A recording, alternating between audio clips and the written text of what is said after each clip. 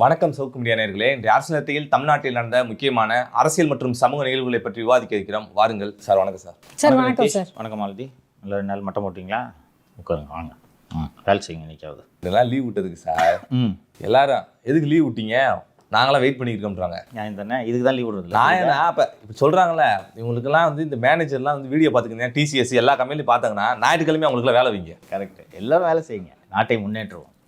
Sir ஜென்சினாலே பொதுவாக ஏதோ இன்ஸ்டாகிராமில் ஸ்க்ரோல் பண்ணிக்கிட்டு படத்தை பார்த்துட்டு ஜாலியாக கை தட்டிட்டு போகிறவங்க அப்படின்னு சொல்லிட்டு தான் பொதுவாக எல்லா மக்கள் மத்தியிலையும் பேசிகிட்டு இருக்காங்க. இன்றைக்கி ஜென்சி இளைஞர்கள் காக்ரோச் ஜனதா பார்ட்டி அப்படின்ற ஒரு பார்ட்டி ஸ்டார்ட் பண்ணி இன்றைக்கி டெல்லியில் ஒரு மிகப்பெரிய போராட்டத்தை நடத்திட்டு இருக்காங்க சார். அதை எப்படி பார்க்குறீங்க? பெரும் புரட்சிகளுக்கெல்லாம் ஒரு சிறு பொறிதான் தூண்டுதலாக அமைந்திருக்கிறது. இந்த போராட்டம் எப்படி இவ்வளவு வலுவான மிகப்பெரிய இளைஞர் மூமெண்ட்டாக மாறுச்சு அப்படின்றத வருங்காலத்தில் சமூகவியலாளர்கள் ஒரு பெரும் ஆராய்ச்சி செய்வார்கள் என்று நினைக்கிறேன். உச்சநீதிமன்றத்தின் தலைமை நீதிபதி அவர்கள் கேஷுவலாக ரிமார்க்கு சொல்கிறாரு. இந்த வேலை வெட்டி இல்லாதவங்களாம் ரீல்ஸை போட்டுக்கிட்டு பூச்சிகளைப் போல், அவர் கரப்பாம்பூச்சின்ற வார்த்தை கூட பயன்படுத்தலை, பேரசைட்ஸ் என்ற வார்த்தையை பயன்படுத்தி கேஷுவலாக சொல்கிறாரு. அது என்ன கேஸ்லன்னா சார், ஏதோ ஆர்டிஐ வந்துட்டு சும்மா ஏதோ ஃபைல் பண்ணுறாங்கன்னு சொல்லிட்டு ஆர்டிஐ தர முடியாததுக்கு சும்மா போராட்டம் ஆர்டிஐன்னு போட்டு ஏங்க எங்கள் நேரத்தை வீணடிக்கிறீங்க அப்படின்னு சொல்லிட்டு சொன்னார். அப்படி சொன்னார். அதைத் தொடர்ந்து தீப்கே என்ற அமெரிக்காவில் வசிக்கக்கூடிய இளைஞர் கரப்பான் பூச்சிகள் ஒன்றாக இணைந்தால் அப்படின்னு ஒரு கூகுள் ஃபார்ம் போடுறாரு. கசன்னு சேர்றாங்க. ட்ராக்ஷன் வருது. பின்னாளில் தலைமை நீதிபதியே அதற்கு ஒரு தெளிவை கொடுத்தார் என்று நினைக்கிறேன். நான் அப்படிலாம் எல்லாரையும் ஒட்டுமொத்த பேரையும் சொல்லையா அப்படின்லாம் சொல்கிறேன். அதெல்லாம் விட முடிஞ்சு போச்சு கதை என்று நாங்கள் ஃபார்ம் ஆகிட்டோம் என்று அவ்வளோ பேர் அந்த ஆன்லைனில் எல்லோரும் ஒன்றிணைந்த பிறகு அந்த அபிஜித் தீப்கே, நான் இந்தியா வருகிறேன், எனக்கு ஒன்றும் அச்சமில்லை, நான் நேராக ஜந்தர் மந்தர் போராட்டம் நடக்கும் இடத்திற்கு நான் நடைப்பயணமாக செல்ல இருக்கிறேன், விமான நிலையத்திலிருந்து வந்து அனைவரும் இணையுங்கள்னு சொன்ன உடனே ஒரு பெரிய பரபரப்பு ஏற்பட்டது. ஃபஸ்ட்டு என்ன மாதிரியான ஒரு எண்ணம் நிலவிது என்றால், எல்லாம் ஆன்லைன் க்ரௌடு, ரோட்டுக்கெலாம் எவனும் வரமாட்டாங்க, கையில் ஃபோனை வச்சு நோண்டிகிட்டே ஏதாவது லைக் போடுறது இது போடுறதுன்னு பண்ணிகிட்டு இருப்பாங்க, ரோட்டுக்கெலாம் எவனும் வரமாட்டான் என்று நினைத்தார்கள். மாறாக கொஞ்சம் கொஞ்சமாக கூட்டம் சேரத் தொடங்குகிறது. லடாக்கின் போராளி, ஏற்கனவே பிஜேபி அரசால் சிறைப்படுத்தப்பட்ட வாங்சுக், நான் இந்த போராட்டத்திற்கு ஆதரவு தருகிறேன், இந்த போராட்டத்தில் கலந்து கொண்டு நான் உண்ணாவிரதம் மேற்கொள்ளப் போகிறேன் என்று கூறுகிறார். அதைத் தொடர்ந்து ஜந்தர் மந்தரில் உண்ணாவிரதம் மேற்கொள்ளப்படுகிறது. வாங்சுக் மற்றும் அந்த சிஜேபி கட்சியைச் சேர்ந்தவர்கள் உண்ணாவிரதம் இருக்கின்றனர். கிட்டத்தட்ட 20 நாட்களாக உண்ணாவிரதம் இருக்கின்றனர். அதன் பிறகு நீதிமன்றத்தின் உத்தரவின் பேரில் அவர் அரசு மருத்துவமனைக்கு மாற்றப்படுகிறார். பின்னர் நீதிமன்றத்தின் உத்தரவின் அடிப்படையில் தனியார் மருத்துவமனைக்கு அவர் மாற்றப்பட்டார். பிறகு நாடாளுமன்ற மழைக்கால கூட்டத்தொடர் தொடங்கும் நாளன்று நாங்கள் பாராளுமன்றத்தை நோக்கி பேரணியாக செல்ல இருக்கிறோம் என்று இந்த கரப்பான்பூச்சி கட்சியினர் சொன்னதும், அதற்கு முதல் நாள் இரவோடு இரவாக வாங்சுக்கை வலுக்கட்டாயமாக கைது செய்து மருத்துவமனையில் அனுமதிக்கிறார்கள். அதோடு இந்த போராட்டம் முடிந்து விட்டது என்று பிஜேபி நினைத்தது. இளைஞர்கள் தன்னெழுச்சியாக கூட்டமாக ஜந்தர் மந்தர் பகுதியில் கூடினார்கள். எல்லா அரசுகளும் ஒரு போராட்டத்தை முடக்குவதற்கு என்னென்ன செய்ய வேண்டுமோ, என்னென்ன செய்வார்களோ அத்தனையையும் பிஜேபி செய்தது. மெட்ரோ ரயிலை நிறுத்தியது, செல்ஃபோனை ஜாம் பண்ணாங்க, அண்டு இந்த கூட்டம் சேராமல் இருக்கிறதுக்கு போக்குவரத்து அனைத்தையும் அவர்கள் தடை செய்த போதும் கூட இளைஞர்கள் பெருமளவில், இன்னும் சொல்லப்போனால் சிறுவர்கள்லாம் சேர்ந்துருக்காங்க. போன உடனே வழக்கம் போல் அடக்குமுறையை பிஜேபி அரசு கட்டவிழ்த்து விட்டு மாணவர்கள் மீது கடுமையான தாக்குதல் நிகழ்த்தப்பட்டது. அதுவரை அமைதியாக இது மாணவர்கள் போராட்டம், இளைஞர்கள் போராட்டம் என்று வேடிக்கை பார்த்த எதிர்க்கட்சிகள் களத்தில் இறங்கின. ராகுல் காந்தி பிரதமர் வீடு முற்றுகை என்று பிரதமர் வீட்டின் அருகே போராட்டம் நடத்துகிறார். அவரும் கைது செய்யப்பட்டு பின்னர் விடுவிக்கப்பட்டார். ஏராளமான இளைஞர்கள் காயமடைந்தனர். அதற்கு மறுநாள் மீண்டும் அதைவிட அதிகமான எண்ணிக்கையில் அங்கே கூட்டம் கூடினர். முதல் முறையாக பிஜேபி அரசு ஒரு பின்னடைவை சந்தித்திருக்கிறதோ என்று எனக்கு தோன்றுகிறது. ஏனென்றால் பிஜேபி ஆட்சிக்கு வந்ததே இதே போன்ற ஒரு போராட்டத்தின் காரணமாக. உங்களுக்கெல்லாம் நினைவிற்கான தெரியல, அண்ணா ஹசாரே என்று ஒரு முதியவர் இருந்தார். ஊழலுக்கு எதிரான போராட்டம் என்று அவர் இதே போல் டெல்லியிலே உண்ணாவிரதத்தை தொடங்கிய போது அப்போது உருவான தலைவர்கள் தான் அரவிந்த் கெஜ்ரிவால், கிரண் பேடி போன்றவர்கள். நமது முதல்வர் விஜயும் அந்த போராட்டத்தில் கலந்து கொண்டு மேடையில் நின்று தேசிய கொடியை ஆட்டினார் என்பதை இந்த நேரத்திலே நினைவுபடுத்த விரும்புகிறேன். ஒரு 15-20 ஆண்டுகள் கழித்து அதை பின்னோக்கி பார்க்கும்போது காங்கிரஸை வீழ்த்துவதற்காக ஆர்எஸ்எஸ் பின்னின்று நடத்திய போராட்டம் அது என்பது பின்னால் தெரிய வந்தது. அதற்கு பிறகு அனைவரையும் ஒன்றிணைத்து ஒரு பெரிய போராட்டத்தை நடத்துவதற்கு 2 தருணங்கள் அமைந்தன. ஒன்று, விவசாய சட்டங்களை எதிர்த்து பஞ்சாப், சண்டிகர், உத்தரப்பிரதேசம், மத்திய பிரதேசம், ராஜஸ்தான் போன்ற பகுதிகளில் இருக்கக்கூடிய விவசாயிகள் டெல்லி முற்றுகை என்று நடத்திய அந்த போராட்டம், அது பாராளுமன்றத்தை நோக்கி பேரணி என்று முயன்ற போது வன்முறையில் முடிந்து அந்த போராட்டம் நீர்த்து போனது. ஆனால் அந்த விவசாய சட்டங்களை வெற்றிகரமாக விவசாயிகள் ரத்து செய்ய வைத்தனர். ரொம்ப இன்ட்ரெஸ்டிங்காக இருக்கும் அந்த போராட்டம். பேச்சுவார்த்தை கூப்பிடுவாங்க, அவங்களுக்குலாம் மதியம் நல்ல விருந்துலாம் போடுறோன்னு விவசாயிகள் அவங்களே ரொட்டிலாம் கட்டிட்டு போயிட்டு அங்கே காரிடாரில் உட்காந்து சாப்பிட்ருவாங்க. சாப்பிட்டு முடிச்சுவாங்க, பேச்சுவார்த்தைக்கு போகலாம் அப்படின்னுவாங்க. கடைசியில் பிஜேபி தான் மண்ணை கவ்வியது. இரண்டாவது போராட்டம் சிஏஏ மற்றும் என்ஆர்சிக்கு எதிராக நாடு முழுக்க நடந்த போராட்டம். அது டெல்லியிலே ஒரு மிகப்பெரிய போராட்டமாக உருவெடுத்து அடுத்து எந்த வடிவத்தை எடுக்கும் என்று யோசித்து கொண்டிருந்த போது மீண்டும் ஒரு கலவரத்தை தொடங்கி இன்னமும் கூட அந்த கலவரத்தில் கைது செய்யப்பட்டவர்கள் சிறையில் இருக்கிறார்கள். கிட்டத்தட்ட 40க்கும் மேற்பட்டவர்கள் உயிரிழந்தனர். அந்த 2 போராட்டங்களிலும் பிஜேபி அரசு தப்பித்து விட்டது. அந்த போராட்டம் விவசாயிகளுக்கு மட்டுமான போராட்டம், சாதாரண மக்களுக்கு சம்மந்தம் இல்லை என்று தப்பித்து விட்டார்கள். இரண்டாவது போராட்டம் இஸ்லாமியர்கள் சார்ந்த போராட்டமாக அது மாறிவிட்டது. ஏனென்றால் அந்த சிஏ என்ஆர்சி சட்டத்தில் பெருமளவுக்கு பாதிக்கப்படுபவர்கள் இஸ்லாமியர்கள் என்பதால் அது அவர்களுக்கான போராட்டம் என்று பெரும்பான்மை மக்களை இந்த போராட்டத்திலிருந்து விலகி வைக்க பிஜேபியால் முடிந்தது.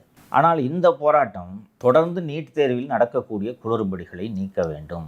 2 முறை நீட் வினாத்தாள்கள் லீக் ஆகி பல இளைஞர்கள் தற்கொலை செய்து கொண்டிருக்கின்றனர். இத்தனை வருஷமாக நாங்கள் கஷ்டப்பட்டு படிக்கணும், பேப்பர் லீக் ஆயிடுச்சுன்னு எக்ஸாம் நீ பாட்டுக்கு ரத்து பண்ணிட்டு போகிறோம். ஒரு எக்ஸாம் கூட நடத்துறதுக்கு துப்பு இல்லாதவங்க நீங்கள் வல்லரசு ஆகிறேன் நொல்லரசு ஆகிறேன்ட்டு நீங்கள் எல்லாம் பேசக்கூடாது என்று ஒரு அக்கௌண்டபிலிட்டி வேணும் என்று தான் இந்த போராட்டம் தொடங்குகிறது. பொதுவாக தமிழ்நாடு தான் நீட்டுக்கு எதிராக இருந்தது. நீட்டுனாலே தமிழ்நாட்டில் மட்டும்தான் சிக்கல் அப்படின்ற அளவுக்கு இருந்துச்சு. பட் இப்போ இல்லை, இந்திய அளவுலேயே நீட் தேர்வு அப்படிங்கிறது சிக்கல்னு இந்த போராட்டம் உணர்த்தி இருக்கு. இல்லை, அதை சரியாக புரிஞ்சுக்கணும். நம்ம டெல்லியிலே இப்போது போராட்டம் நடத்தி கொண்டிருப்பவர்கள் நீட்டை எதிர்க்கவில்லை. 5-6 வருஷமாக நடக்குதா நீட்டு? அவங்க நீட்டில் நடக்கிற குளறுபடியை தான் சார் எதுக்கு நீட்டாக நடத்துங்கன்றாங்க. நீட் இல்லாமல் லீக் பண்ணி விட்டுட்டு இப்படி நடத்துனீங்கன்னா ஒரு எக்ஸாம் நடத்துறதுக்கு துப்பு இல்லைன்றாங்க.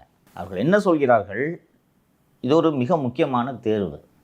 மருத்துவ கனவுகளை சுமந்து கொண்டு வளரும் இளைஞர்களின் கனவு தான் இந்த தேர்வு. அது தொடர்ந்து பேப்பர் லீக் ஆகிட்டே இருக்குது. யாரையுமே இதற்கு பொறுப்பானவர்கள் என்று ஒரு அக்கௌண்டபிலிட்டி கூட நீங்கள் ஃபிக்ஸ் பண்ண மாட்டீங்க. நீட் உள்ளிட்ட பல்வேறு தேர்வுகளின் வினாத்தாள்கள் கசிகின்றன. அதற்கு பொறுப்பான அமைச்சரை ராஜினாமா செய்ய வையுங்கள். இதுதான் அவர்களது முக்கிய கோரிக்கை. இது ஒரு எளிய கோரிக்கை தானே சார்? எளிமையாக பண்ணிட முடியும் தானே சார்? செய்துவிட முடியும் தான். ஆனால் ஃபஸ்ட்டு இந்த இளைஞர்களை ஒரு சின்ன குரூப் கலாட்டா பண்ணுது, போலீஸை வச்சு அடிச்சு துவம்சம் பண்ணிடலாம் என்று தான் பிஜேபி நினைத்தது. அவர்களோடு பேசுவதற்கு அரசு தயாராக இல்லை.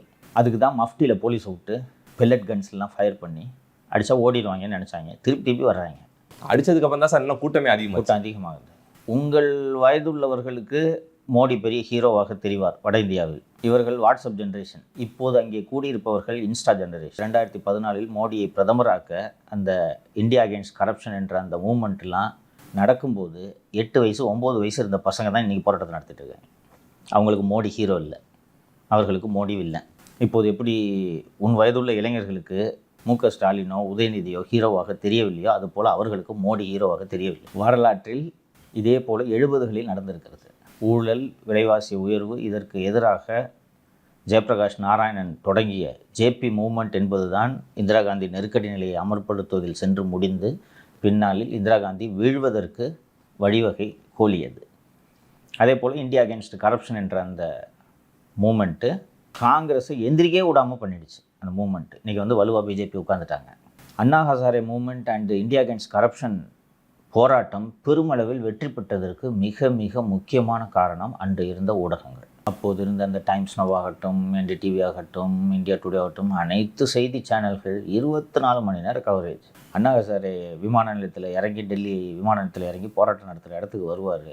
விஜய் கேம்பெயினுக்கு போகிற மாதிரி லைவ் கவரேஜ். அதோடு காண போனவர் தான், இன்றைக்கி வரைக்கும் வரல அவர்.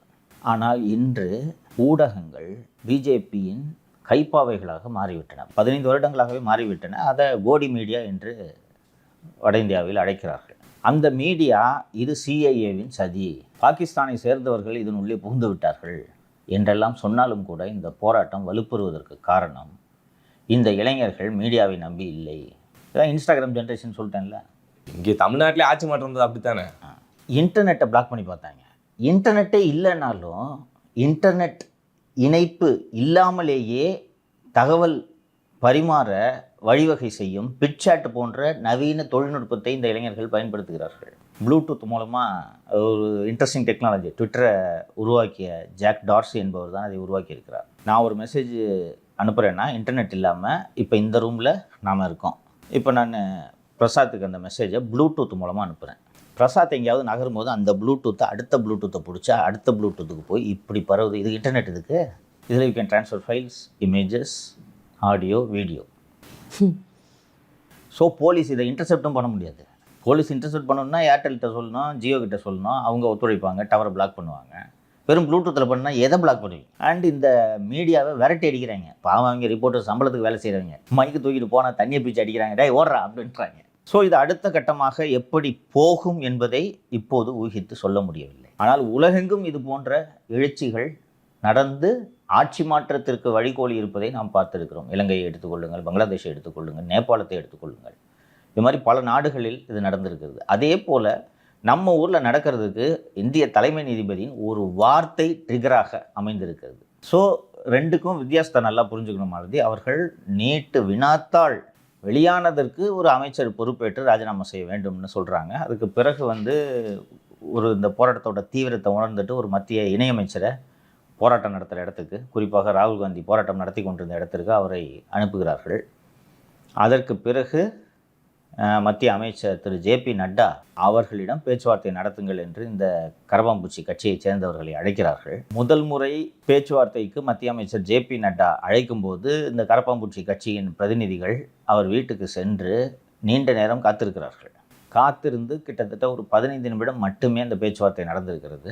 ஸோ அவர்கள் சரிவர நடத்தப்படவில்லை. காலம் கடத்துவதற்கு தான் இந்த பேச்சுவார்த்தை என்ற தந்திரத்தை கையாளுகிறார்கள் என்பதை புரிந்து கொண்டவர்கள் இப்போது அரசு பேச்சுவார்த்தைக்கு வாருங்கள் என்று கூப்பிடும்போது, நீங்கள் வாருங்கள், நாங்கள் போராட்டம் நடத்தும் இடத்துக்கு என்று சொல்லிவிட்டார். இவங்க கேட்டாங்க, இது என்ன சார் ஒரு எளிய கோரிக்கை தானே என்று. அப்படி அந்த எளிய கோரிக்கையை ஒப்புக்கொண்டால் அரசு பலவீனமான அரசாக தோற்றமளிக்கும் என்று எப்பேற்பட்ட குற்றச்சாட்டுகள் வந்தாலும் சம்மந்தப்பட்ட அமைச்சரை ராஜினாமா செய்ய வைப்பதே இல்லை என்பதில் பிஜேபி பிடிவாதமாக இருக்கிறது. இல்லை, எல்லா கட்சியிலும் அப்படி தான் சார் பண்ணுவாங்க. அப்படி தான் இருப்பாங்க. ஆனால் காங்கிரஸ் கட்சியில் பல அமைச்சர்கள் ராஜினாமா செய்திருக்கிறார்கள். நட்வர் சிங்கு, சசி தரூர், ஆர் ராசா, தயாநிதி மாறன், வீரபத்ர சிங், பவன்குமார் பன்சால், அஸ்வினி குமார், அசோக் சவான் என்று பல அமைச்சர்கள் UPA 2 காலகட்டம் என்று நினைக்கிறேன். இந்த அழுத்தம், இந்த ஐஏசி மூமெண்ட்டோட அழுத்தத்தின் காரணமாக, ஊடகங்களின் அழுத்தத்தின் காரணமாக அப்போது ராஜினாமா செய்திருக்கிறார்கள். பிஜேபி அரசு நம்ம ராஜினாமா பண்ணிட்டா இது பலவீனமாக தெரியுமே என்று செய்யாமல் இருக்கிறார்கள். ஆனால் செய்யாமல் இருக்க இந்த போராட்டம் வலுப்பெறும். உங்களுக்கு போலீஸை வச்சு அடக்கி ஒடுக்க முடியலன்றது நீங்கள் தெரிஞ்சு போச்சு. மக்களின் பெரிய கோபம் குறையும் இல்லை சார்? குறையும். ஒரு சுச்சுவேஷனை டிஃப்யூஸ் பண்ணுறதுக்கு அதுதான் சரியான வழி. அவங்க கோரிக்கையில் ஒரு சாத்தியம் இல்லாத கோரிக்கைகள் 10 கோரிக்கை வைப்பாங்க. இதில் எப்பா போப்பா. ஏனென்றால் இந்த தர்மேந்திர பிரதானே 1997ஆம் ஆண்டு வினாத்தாள் வெளியான விவகாரத்திற்காக போராட்டம் நடத்தியவர் தான். போராட்டம் நடத்தி அடி வாங்கியவர், கைதானவர். ஒடிசாவில் ஸ்டேட் லெவல் காம்படிட்டிவ் எக்ஸாம் இருக்குது, கொஸ்டின் லீக் ஆயிடுச்சு. நீங்கள் முதல்ல நீட் தேர்வு எதுக்கு நடத்துறீங்க? தகுதியான மாணவர்களை எடுக்கணும்னு சொல்லிட்டு. கொஸ்டின் பேப்பர் லீக் ஆகுதுன்னா அதில் தகுதியான மாணவர்களை எப்படி தேர்ந்தெடுக்க முடியும்? இப்போ திருப்பி லீக் ஆகுதுன்னா என்னையா சிஸ்டம் வச்சுருக்கீங்க? இந்த முறை அந்த மறுதேர்வு நடத்தும் போது இந்திய விமானப்படை மூலமாக கொஸ்டின் பேப்பர் அனுப்புகிறாங்க. உலகத்தில் எங்கேயாவது இப்படி ஒரு எக்ஸாம் கண்டக்ட் பண்ணி கேள்விப்பட்டிருக்கியா? கொஸ்டின் பேப்பர் அனுப்பி. அப்போ அந்த அளவுக்கு உங்கள் சிஸ்டத்தில் ஓட்டை இருக்குது. அந்த ஓட்டைக்கு காரணமான ஆள் யார்? அவரை ராஜினாமா பண்ண வைங்கிறது தான் உங்களோட மெயின் கோரிக்கை. கொஸ்டின் நல்லா பார்த்துக்கங்கன்னா டெலிகிராமை பேன் பண்ணிக்கிருக்காங்க. அது கரெக்டாக சொன்னீங்க. இப்போ இல்லைன்னா வேறு இதில் அனுப்ப முடியாது. நான் தான் இப்போ பிட்சாட்லாம் ஒரு புது டெக்னாலஜி சொன்னேன், அதில் அனுப்பிச்சிட்டு போகிறாங்க. ஸோ இந்த போராட்டத்தை எப்படி கையாள்வது என்று தெரியாமல் பிஜேபி அரசு விழிக்கிறது என்று தான் நாம் இதை புரிந்து கொள்ள வேண்டும். இந்த அடுத்த கட்டமாக இது எப்படி போகுதுன்றதை நம்ம பொறுத்திருந்து தான் பார்க்கணும். மக்கள் இங்கே தமிழ்நாட்டிலேருந்து, ஒடிசா, எல்லா மாநிலத்திலேருந்து சொமோட்டோவில் போராட்டம் பண்ணுற லொக்கேஷன் அனுப்பி ஃபுட்டபுல்லாக அனுப்பி விட்டுருக்காங்க. ஸோ இது ஆல் இண்டியா மூவ்மெண்ட்டாக ஸ்லோவாக மாறிக்கொண்டு இருக்கிறது.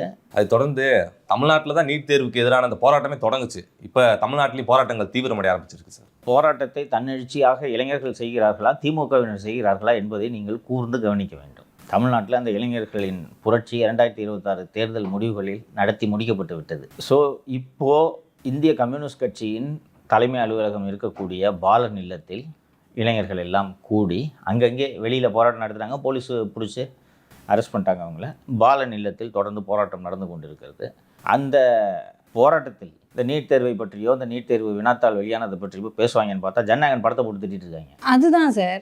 இப்போது இந்தியா ஃபுல்லாக நீட்டுக்காக போராடிட்டு இருக்காங்க, தமிழ்நாட்டில் மட்டும் ஜனநாயகன் படம் பார்த்துட்டு சந்தோஷமாக இருக்காங்கன்னு வயிறு எறிகிறாங்க. வயிறு எறிகிறது யாருன்னு பார்த்தா திமுககாரங்க. திமுககாரங்க இந்த போராட்டத்தை ஹைஜாக் பண்ணுறதுக்கு முயற்சி செய்கிறார்கள். நம்ம ஏற்கனவே நம்ம நிகழ்ச்சியில் சொல்லியிருந்தோம்.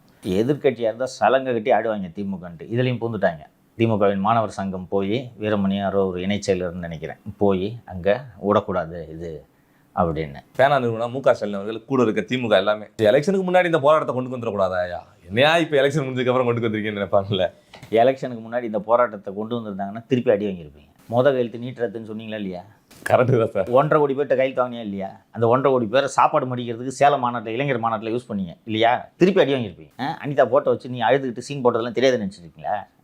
நீட்டை ரத்து பண்ணுறேன்னு தான் நீங்கள் வந்தீங்க, ரத்தே பண்ணல. இன்னைக்கு உங்களுக்கு ஏன் வந்து நீங்கள் சந்தோஷமாக இருக்கீங்க, போராட்டத்தில் குதிக்கலை அப்படின்னு சொல்லிட்டு நம்மளுக்கு குற்ற உணர்ச்சியை ஏற்படுத்துகிறாங்க சார். இது ஜனநாயகன் படம் பார்க்க போகிறீர்களே ஏன்டா நீங்கள் தான் கையெழுத்து போட்டுட்டு நீட்டை ரத்து பண்ணுவோன்னு சொல்லிட்டு நீங்கள் தானப்பா சொல்லிட்டு ஆட்சிக்கு வந்தீங்க. அனிதா ஃபோட்டோ வச்சு பிரச்சாரம் பண்ணிங்களா இல்லையாப்பா? இதை பற்றி திமுக வழக்கறிஞர் ஒருத்தர் நான் பேசிக்கிருந்தேன் சார். என்னங்க நீட் தேர்வு ரத்து பண்ணுவீங்கன்னு சொல்லிட்டு சொன்னீங்க, ஏதோ ரகசியம்லாம் சொன்னீங்க. என்னங்க ஒன்றுமே பண்ணல உங்கள் ஆட்சியிலன்றேன். இப்போ 2026 ஜெயிச்சோன்னே அந்த ரகசியத்தை நாங்கள் கரெக்டாக மக்கள்கிட்ட சொல்லலான்னு இருந்தால் எங்களை தூக்கி வெளியே அனுப்பி விட்டீங்களே அப்படின்னு.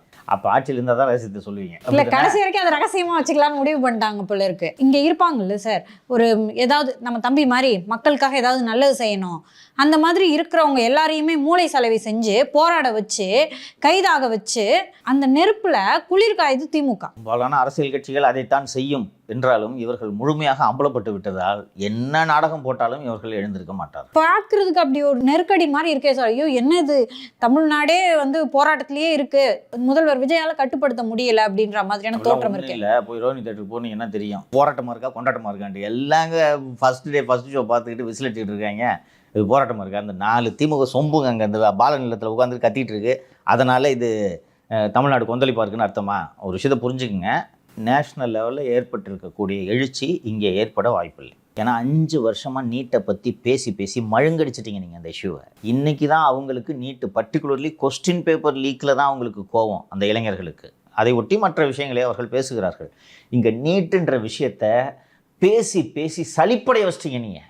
ஐயோ அனிதா அப்படின்ட்டு நீங்கள் வச்ச ஒப்பாரியெல்லாம் பார்த்துட்டோம். நாங்கள் 6-7 வருஷத்துக்கு முன்னாடியே பார்த்துட்டோம் இல்லையா? நீட்டை ஒழிப்போம் கடைசி வரைக்கும் ஒழிக்கல. அதுக்கு எடப்பாடி பழனிசாமியாவது 7.5% அரசு பள்ளி மாணவர்களுக்கு ஒதுக்கீடு கொண்டு வந்து நம்ம பிள்ளைங்களை கொஞ்சம் மெடிக்கல் காலேஜுக்கு அனுப்பி வச்சார். இவங்க ஓடிக்கிறேன் கையெழுத்து போடுறேன்னு ஒன்றுமே பண்ணல. நம்மளே நடுவில் பேசணுமேங்க சார். நீட்டு சப்ஜெக்ட்டுக்கான புக்ஸை கொடுங்க, மாணவர்கள் யாரெல்லாம் ஆர்வமாக இருக்காங்க சொல்லுங்க, அவங்களுக்கு நாங்கள் சொல்லித்தரோன்னு. இப்போ டாக்டராக இருந்தவங்கலாம் வந்தாங்க, அதுக்கான முன் முயற்சிகளே கவர்மெண்ட் எடுக்கல. கோச்சிங் சென்டர்ஸ் இன்க்ரீஸ் பண்ணுங்கள், சிலபஸை ஸ்ட்ரெங்தன் பண்ணுங்கன்னு சொன்னோம். என்னென்னா இந்தியாவில் எல்லா மாநிலமும் நீட் எழுதுது. நீங்கள் மட்டும் நீட்டை ரத்து பண்ணிங்கன்னா சுப்ரீம் கோர்ட் விடுமா? இன்னொன்று உச்சநீதிமன்றத்தோட அப்ரூவலோட தானே நீட் எக்ஸாம் இந்தியா முழுக்க செயல்படுத்தப்பட்டது.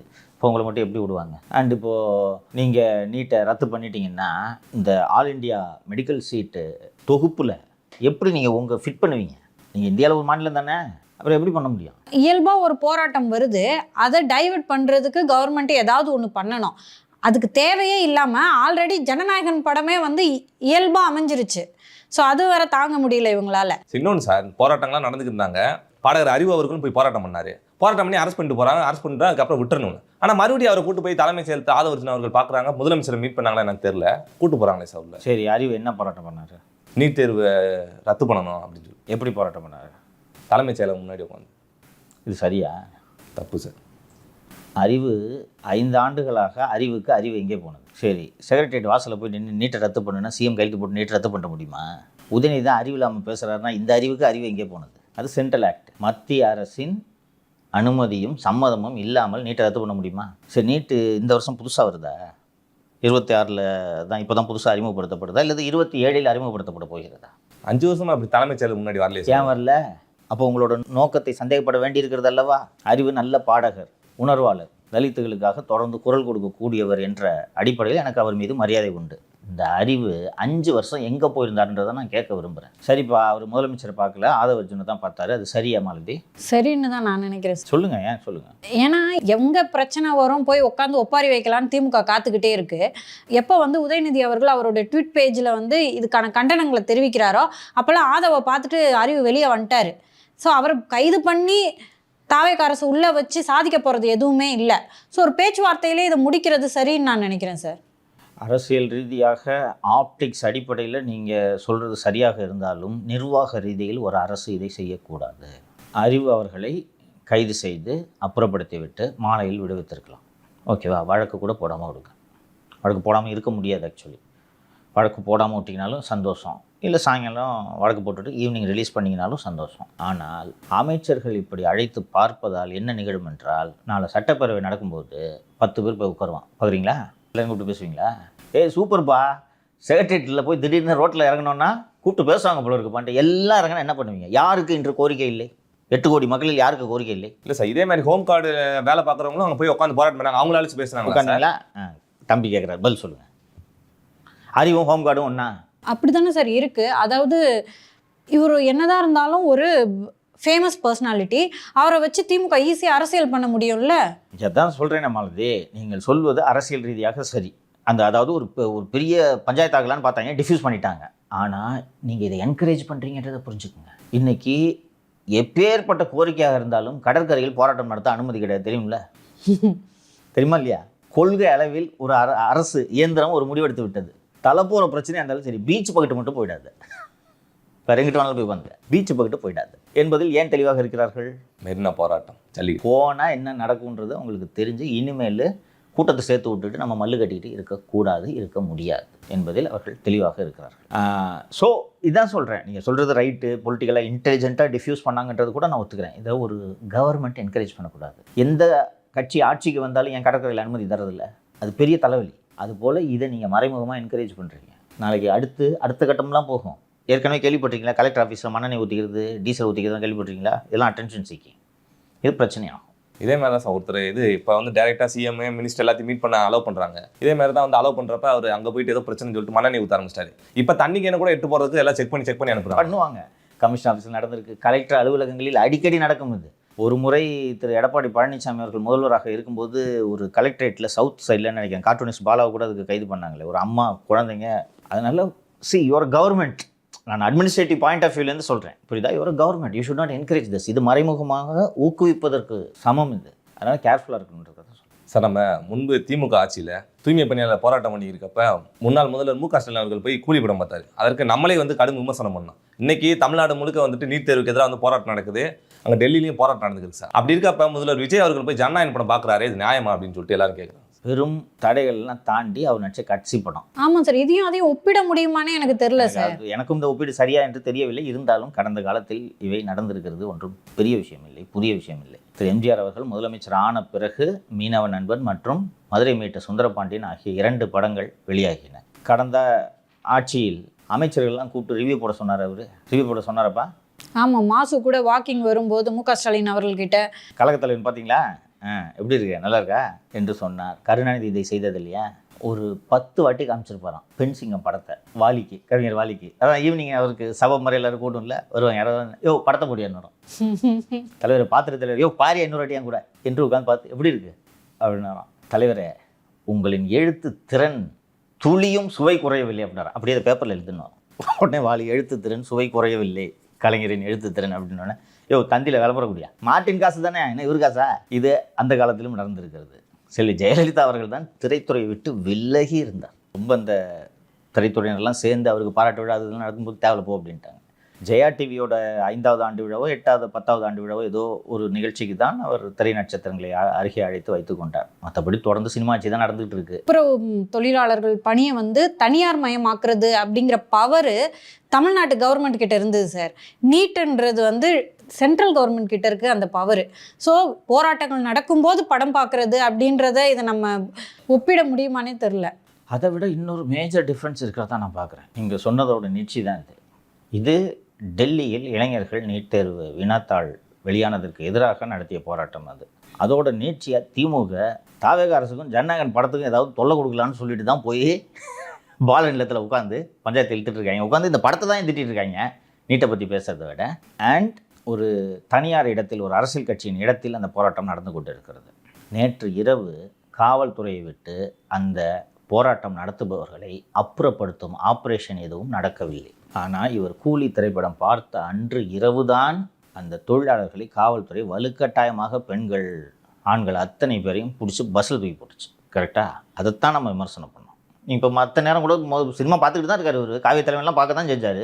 அவர் ரிவ்யூ போடலையா? நம்ம எல்லாம் அது சொன்னோம். இன்றைக்கி சாயங்காலமே போலீஸை கூச்சிட்டாங்க இல்லையா? 5 மணிக்கெல்லாம் ஸ்ட்ரென்த் இன்க்ரீஸ் ஆகிடுச்சாங்க. இன்றைக்கி தூக்க போகிறாங்க. ஏன்னா மறுநாள் குடியரசு தினம் என்று நினைக்கிறேன்.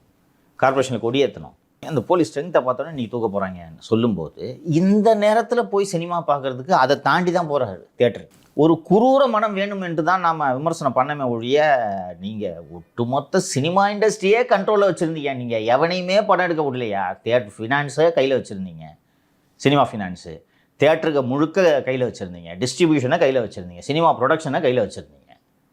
பிறகு என்ன தான் செய்ய முடியும்? அது இந்த உதயநிதி அவர்கள்லாம் படத்துக்கு போகிறதுக்கு இங்கிட்டு போனால் மக்கள் மறியல் பண்ணுவாங்க சொல்லிட்டு பின்னாடி கேட்டு வழியாக போகிறது. ஆடியோ லான்ச் அந்த போராட்டம் நடந்த போது நடந்த ஆடியோ லான்ச் அது இல்லையா? ஸோ இது அவ்வளோ பெரிய விமர்சனமாக மக்கள் மத்தியிலும் எடுபடாது. நீ என்னாச்சும் பேசிக்கிட்டு அவங்க போய் ஜாலியாக அங்கே டான்ஸ் ஆகிட்டுருக்காங்க இது ஜனநாயகன் ஓடுற தேட்டரில். இதில் வேற ஜனநாயகன் படத்துக்கு போகிறீங்க, நீட்டுக்கான போராட்டம் நடந்துட்டு இருக்கு, வா அங்கே போய் போராடலான்னு திமுக காரங்களாம் கூப்பிடுறாங்க, நம்ம குற்ற உணர்ச்சியை வந்து தூண்டுறாங்க. இதெல்லாம் எடுபடாது மாலதி. இவர்கள் உரத்த ஸ்தாயில் கோபுரத்தில் நின்று கூப்பாடு போட்டாலும் இது எடுபடாது. இவர்கள் நாடகம் ஆடுகிறார்கள் என்பது மக்களுக்கு நன்றாக தெரிந்துவிட்டது. நான் ஏற்கனவே சொன்னது போல் நீங்கள் ஸ்டேல் ஆகிட்டீங்க நீட் இஷ்யூவை. புரிஞ்சுக்குங்க. டெல்லியில் இந்த question paper leak is a new issue. ரைட்டா? வினாத்தாள் இப்போ லீக் ஆச்சு, மறு எக்ஸாம் இப்போ வச்சாங்க. நீட் ரத்துன்றதை நீங்கள் 10 வருஷம் பேசுகிறீங்களா இல்லையா? சொல்லுப்பா. அனிதா செத்ததுலேருந்து நீங்கள் இதை பஞ்சாயத்து ஆக்கிட்டு இருக்கீங்க இல்லையா? அதை வச்சு தான் 21 தேர்தல் பிரச்சாரமே பண்ணீங்க. அதெல்லாம் நம்ம தலைவருக்கு தெரியும் அந்த ரகசியம்லாம். வந்தோட கையெழுத்து இந்த பஞ்சாயத்தை நீங்களே முடிச்சிருந்துருக்கணும், முடிக்காம வச்சுட்டு எங்க போராட்டத்துக்கு வேற கூப்பிட்டு இருக்கீங்க. இன்னைக்கு ஒரு டெட் இஷ்யூவை நீங்க கொண்டு வந்து இன்னைக்கு உயிரூட்ட நீங்க நினைச்சீங்கன்னா எப்படி எடுபடும்ன்றேன். இன்னொன்று நான் ஏற்கனவே சொல்லியிருக்கிறேன் மாலதி, இவங்க நீட் இஷ்யூவை பெரிய அளவில் தேர்தல் பிரச்சனையாக ஆக்கக்கூடாது அப்படின்ட்டு நான் சொன்னேன். என்ன காரணம்னா, எத்தனை பேர் வீட்டில் நீட்டு ஆஸ்பிரன்ஸ் இருக்காங்க? நீலாம் ஆர்ட்ஸ் குரூப்பு, இங்கே எல்லாருமே ஆர்ட்ஸ் குரூப்பு இல்லையா? எல்லாரும் டாக்டர் ஆஸ்பிரண்ட்டாக இருக்காங்க. அப்போ பெரிய அளவில் இது ட்ராக்ஷன் வராது. இன்னொன்று, கோச்சிங் சென்டருக்கு போய் சத்தப்படாமல் படிக்கிற பிள்ளைங்க படித்த ரேங்க் வாங்கி கவர்மெண்ட் காலேஜில் அட்மிஷன் வாங்கிக்கிட்டு தான் இருக்குது. ஸோ இது எடுபடாது. இல்லை, நீட் தேர்வு படிக்கிற மாணவர்களே சொல்கிறாங்க, அந்த நீட் தேர்வில் நடக்கிற அந்த குளறுபடி தாங்க எங்களுக்கு இது, மற்றபடி நாங்கள் நீட் தேர்வு ஓகே தான். சரியா போச்சா? அப்போ இப்போ போய் நீங்கள் ஒரு செத்த இஷ்யூ எடுத்துகிட்டு வந்து உயிர் ஓட்டி அதுக்கு இவர் சினிமா பார்க்கக்கூடாதுன்ற வர சொல்லிட்டு இருக்கீங்க. எப்படி எடுபடும் சார்? அடுத்ததான் சிபிஎம் தலைவர் சண்முகம் அவர்கள் சொல்லியிருக்காங்க சார், திமுக ஆட்சியிலையும் போராட்டம்னா தூக்கி உள்ளே வச்சிங்க, போராட்டம் பண்ண விடாமல் எல்லாத்தையும் தடுத்தீங்க. தாவேக ஆட்சிலையும் வந்துட்டு மாற்றம்னு சொல்லிட்டு வந்தீங்க, இப்போ போராட்டம் பண்ணாலும் நீங்கள் அரெஸ்ட் பண்ணி எல்லாத்தையும் உள்ள வைக்கிறீங்க, உங்கள் ஆட்சிக்கு ஆதரவு அளித்ததை நாங்கள் மறுபரிசீலனை பண்ண போகிறோம் அப்படின்னு சொல்லியிருக்காரு சார். அந்த பேட்டியிலே பார்த்தீங்கன்னா, மறைமுகமாக மதவாத பாஜக ஆட்சிக்கு வந்துவிடக்கூடாது அப்படின்றதுக்காக தான் நாங்கள் தாவேக்கு ஆதரவு கொடுத்தோம். போராடும் மாணவர்கள் மீது வன்முறையை கட்டவிழ்த்து விடுகிறது, காவல்துறை அடக்குமுறை ஏவுகிறது, நாங்கள் எங்களது ஆதரவை மறுபரிசீலனை செய்ய நேரிடும் என்று சண்முகம் அவர்கள் தெரிவிக்கிறார். மாலதி ஞாபகம் இருக்குன்னு நினைக்கிறேன், இந்த மோடியை பற்றி பிபிசியில் ஒரு டாக்குமெண்ட்ரி வந்துச்சு, ஞாபகம் இருக்கா? அந்த பிபிசி ஆஃபீஸுக்கு இன்கம் டேக்ஸை விட்டு ரைட் அடிச்சு ஜேர்னலிஸ்ட்டு ஃபோனெல்லாம் சீஸ் பண்ணி யூடியூபுக்கு நோட்டீஸ் அனுப்பி அந்த டாக்குமெண்ட்ரி இங்கேருந்து அதுலேருந்து தூக்கி இந்தியாவில் அதை பேன் பண்ணிட்டாங்க சார். பண்ணிட்டாங்க. அந்த டாக்குமெண்ட்ரி இந்தியாவில் யாரும் பிபிசி டாக்குமெண்ட்ரி பார்க்க முடியாது, எல்லாம் ட்விட்டரில் தூக்கி மொத்தமாக போட்டு விட்டாங்க. நான் அந்த விஷயம் பெருசாக கூகுளில் சர்ச் பண்ணி பார்த்தேன், கிடைக்கல. ட்விட்டரில் போட்டு விட்டாங்க ஃபுல்லாக. அப்போது சென்னை பல்கலைக்கழகத்தில் இந்திய மாணவர் சங்கத்தை, மார்க்சிஸ்ட் கம்யூனிஸ்ட் கட்சியின் மாணவர் அமைப்பை சேர்ந்த ஒரு மாணவர் சென்னை பல்கலைக்கழக வளாகத்தில் இந்த பிபிசி டாக்குமெண்ட்ரி ஸ்க்ரீன் பண்ணும்போது போலீஸ் தூக்கி அவரை அரெஸ்ட் பண்ணி ரிமாண்ட் பண்ணாங்க. யூனிவர்சிட்டி அவர் மீது நடவடிக்கை எடுத்தது. அப்போது ஏன் இத்தனையும் அவங்க கட்சியோட மாணவர் அமைப்பு வாய் திறந்தாங்களா? டாஸ்மாக் ஊழியர்கள், கரூர் கேங்கு மிரட்டுது போய் கடைக்கடையா சிஐடிஓ தோழர்களை, அப்போது வாய் திறந்தார்களா? தூய்மை பணியாளர் போராட்டம் பண்ணாங்களே சார், அப்போ கூட்டணி விட்டு வெளியே வர வேண்டியதானே? சொன்னீங்களா? சொல்லலை. இப்போது சொல்கிறீங்க நீங்கள் இந்த மாதிரி நாங்கள் ஆதரவை வாபஸ் வாங்குகிற நிலை ஏற்படும்னு. அப்போ நீங்கள் இதே பேட்டியில் சொன்ன விஷயம் நடக்காதா? மதவாத பாஜக மறைமுகமாக அப்போது ஆட்சி செய்யாதா? கவுத்துருங்க விஜய் ஆட்சியை. உண்மையிலே கவுத்தா கூட நல்லா இருக்கும்னு நினைக்கிறேன். திருப்பி ஃபுல் மெஜாரிட்டியோட வந்தால் இந்த தொல்லையெல்லாம். திமுக கூட இருக்கும்போது ஒரு சலசலப்பும் இல்லாமல் இருந்தாங்க, இப்போ மட்டும் எதுக்கு சார் இதை மாதிரி சும்மா சும்மா பயமுறுத்திக்கிட்டு இருக்காங்க? மைனாரிட்டி ஆட்சியாக இருப்பதால் முடிந்தவரை தலைவலியை கொடுக்கலாம் என்ற எண்ணத்தில் இவர்கள் செய்கிறார்களோ என்னமோ. மக்கள் மனநிலையை புரிந்து கொள்ளாவிட்டால் உள்ளாட்சி தேர்தலிலேயே கம்யூனிஸ்டுகளுக்கும் பாடம் புகட்டப்படும் என்பதை 2 இடதுசாரி கட்சிகளின் தலைவர்களும் புரிந்து கொள்ள தனியாக வர நிற்கிறோம், எங்கள் ஸ்ட்ரென்த்தை பார்க்க சொல்கிறாங்க. தெரிஞ்சிடும் ஸ்ட்ரென்த்து. சார் அடுத்ததா சார், சென்னை உயர்நீதிமன்றம் வந்துட்டு ஆம்ஸ்டாங் அவர்களுடைய அந்த கொலை வழக்கை சிபிஐ விசாரிக்க சொல்லியிருந்தாங்க. கடந்த திமுக அரசு வந்துட்டு சுப்ரீம் கோர்ட் போயிட்டு அதுக்கு ஸ்டே வாங்கியிருந்தாங்க சார். இப்போ சுப்ரீம் கோர்ட் வந்துட்டு சிபிஐ அதை விசாரிக்கலாம் அப்படின்னு சொல்லிட்டு அனுமதி கொடுத்துருக்காங்க சார். இவங்க வாபஸ் வாங்கினதுனால அனுமதி கொடுத்துருக்காங்க. அரசு முன் வந்து வாபஸ் வாங்கினால தான் சிபிஐ மாற்றிருக்காங்க. இதை நீங்கள் ஆம்ஸ்டாங் அவர்களுடைய அந்த நினைவு தினத்திலையும் கூட மென்ஷன் பண்ணியிருந்தீங்க. நிதிஷ், இப்படிலாம் நடக்குமான்னு எனக்கு இந்த வழக்கை பொறுத்த வரைக்கும் அவ்வளோ வியப்பாக இருந்தது. ஆம்ஸ்டாங் வழக்கை அவசரமாக விசாரித்து அருண் தலைமையிலான காவல்துறை குற்றப்பத்திரிகை தாக்கல் செய்து விடுகிறது. அதாவது இவ்வளோ தான் இந்த வழக்குன்ட்டு. அந்த வழக்கில் முக்கியமான குற்றவாளிகள் 2 பேரை சுட்டு கொண்டுறாங்க. அதற்கு பிறகு இந்த வழக்கு சிபிஐக்கு மாற்றப்பட வேண்டும் என்று யாராவது வழக்கு தாக்கல் செய்வார்களா என்று பார்த்தால் யாருமே வழக்கு தாக்கல் செய்யவில்லை. ஸோ இந்த வழக்கின் சதித்திட்டத்தில் பங்கிருக்கிறதோ என்று இன்றும் சந்தேகம் நிலவக்கூடிய பிஎஸ்பியின் தலைவர் ஆனந்தன் வழக்கு தொடுப்பார் என்று தான் கிட்டத்தட்ட 1 வருடம் அவரது மனைவியை காத்திருந்தார். இன்னைக்கு அவரே வந்து சொல்கிறார் சார், எங்கள் போராட்டத்துக்கு கிடைத்த வெற்றி சிபிஐக்கு மாற்றினது. கிழிக்கும். அந்த ஆள் ரோலை விசாரிச்சுன்னா அக்யூஸ்டாக சேர்க்க வேண்டி வரும். ஸோ அவங்க திருமதி பொற்கொடியை சந்திக்கும் போது என்னிடமே சொன்னார், இந்த கேஸை சிபிஐக்கு மாத்திரேன்னு சொன்னதுனால தான் இந்த ஆளுக்கு இந்த கட்சி தலைவர் பதவியை கொடுத்தேன்.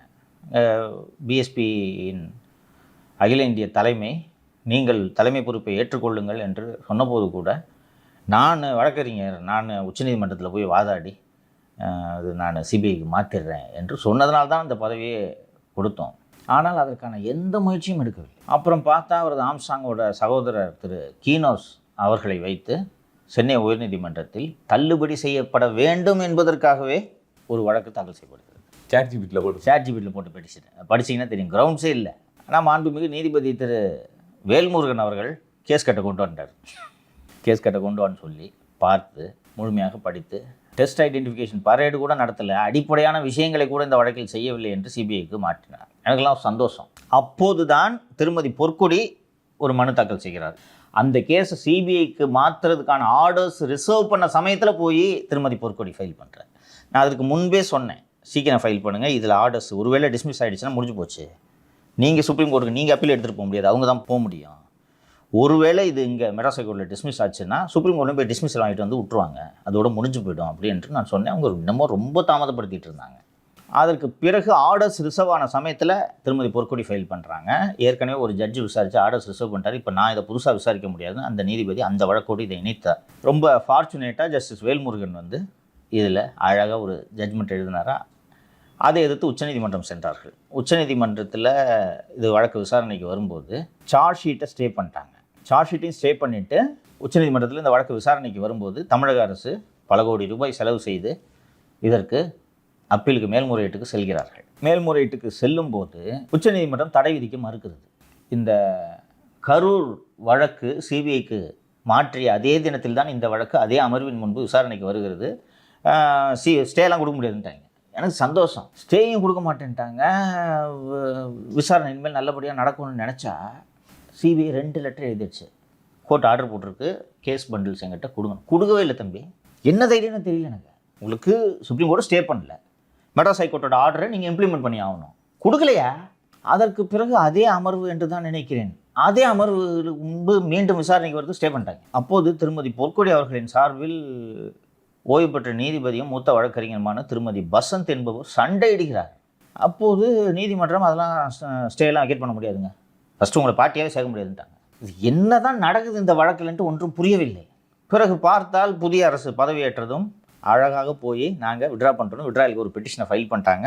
இப்போது நீதிபதி கேவி விஸ்வநாதன் அவர்கள் தலைமையிலான அமர்வு முன்பு இது விசாரணைக்கு வரும்போது தாராளமாக விட்ரா பண்ணிங்க, போங்க, இங்கிட்ட வராதிங்க இனிமேல் என்று அனுப்பி வைத்து விட்டனர். இப்போ டாக்குமெண்ட் கொடுக்காதவங்களுக்கு இப்போ எப்படி சார் இருக்கும்? ஏன் டாக்குமெண்ட் கொடுக்கவில்லை என்பதற்கான காரணங்களை சொல்கிறேன். 5/7/2024 அன்று 7 மணிக்கு ஆம்ஸ்டாங் கொலை செய்யப்படுகிறார். 6/7 காலை 5 மணிக்கு எஃப்ஐஆர் பதிவு செய்யப்படுகிறது. 6/7 அன்னைக்கே பத்திரிகையாளர்களை சந்திக்கக்கூடிய அப்போதைய கமிஷனர் திரு ராத்தோர் இது அரசியல் கொலை அல்ல, தனிப்பட்ட காரணங்களுக்காக நடந்த கொலை என்று சொல்கிறார். இதை அடுத்து மிக கடுமையாக விமர்சனங்களை எழுகின்றன. விசாரணை தொடங்குறதுக்கு முன்னாடியே இவர் எப்படி இது அரசியல் கொலை அல்ல என்ற கருத்தை இவர் எப்படி தெரிவிக்கிறார்னு சொன்ன உடனே கொலை நடந்து 2 நாட்கள் கழித்து 8/7/2024 அன்று புதிய அதிகாரி பதவியேற்கிறார். வந்த உடனே சொல்கிறார், ரவுடிகளுக்கு புரியும் மொழியில் ரவுடிகளுக்கு புரியும் மொழியில் நாங்கள் பதில் சொல்லுவோம் என்று சொல்கிறார். 5/7 அன்னைக்கு இந்த கொலை நடக்கிறது.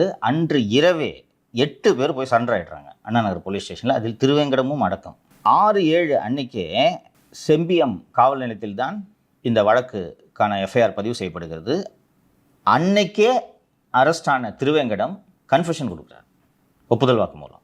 கஸ்டடி எடுத்த பிறகு திருவேங்கடம் 14ஆம் தேதி இன்னொரு ஒப்புதல் வாக்குமூலம் கொடுக்குறாரு. திருவேங்கடத்துக்கிட்ட 2 கன்ஃபெஷன் ஸ்டேட்மெண்ட் ஆல்ரெடி ரெக்கார்டடு. 5/7 அன்னைக்கு கொலை நடக்குது. 7/7/2024 அன்றே எம்கேபி நகர் உதவி ஆணையராக இருக்கக்கூடிய திரு வரதராஜன் என்பவரை இந்த வழக்கின் புலனாய்வு அதிகாரியாக நியமிக்கிறார்கள். ஃபஸ்ட்டு செம்பியம் ஸ்டேஷனில் கேஸ் ரிஜிஸ்டர் ஆகுது. செம்பியம் ஸ்டேஷன் இன்ஸ்பெக்டர் தான் ஐஓவாக இருக்கார். அதுக்கு பிறகு வரதராஜன் என்பவரை புலனாய்வு அதிகாரியாகவும், செம்பியம் இன்ஸ்பெக்டர் ஒரிஜினலாக கேஸ் போட்ட செம்பியம் இன்ஸ்பெக்டர் சிரஞ்சீவி என்பவரும், கொடுங்கையூர் இன்ஸ்பெக்டர் சரவணன் என்பவரும் அவருக்கு உதவி செய்வார்கள் என்றும் ஒரு உத்தரவு சென்னை மாநகர காவல்துறையால் போடப்படுகிறது.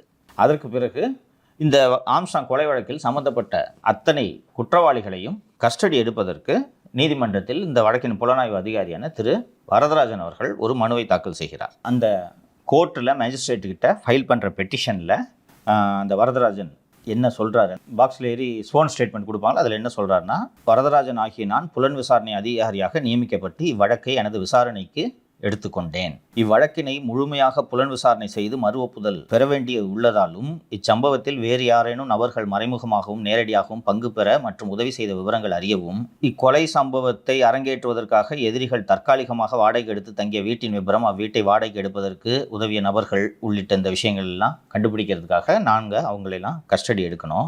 மார்ஜில் கண்ட எதிரிகளை போலீஸ் காவலில் எடுத்து விசாரிக்கும் காலத்தில் அவர்களை உடல் ரீதியாகவோ மன ரீதியாகவோ எவ்வகையிலும் துன்புறுத்த மாட்டேன் என்றும், எந்த நிலையில் அழைத்து செல்கிறேனோ அதே நிலையில் குறித்த நேரத்தில் திரும்ப ஆஜர் செய்கிறேன் என்றும், விசாரணையின் போது அவருக்கு தேவையான உணவளிப்பேன் எனவும், தேவைப்படும் போது போதிய மருத்துவ சிகிச்சை அளிப்பேன் எனவும் இதன் மூலம் உறுதியளிக்கிறேன் அப்படின்னு போட்டு ஒரு நோட்டரிக்கு முன்னாடி ஸ்வோன் ஸ்டேட்மெண்ட் வாங்கியிருக்காரு.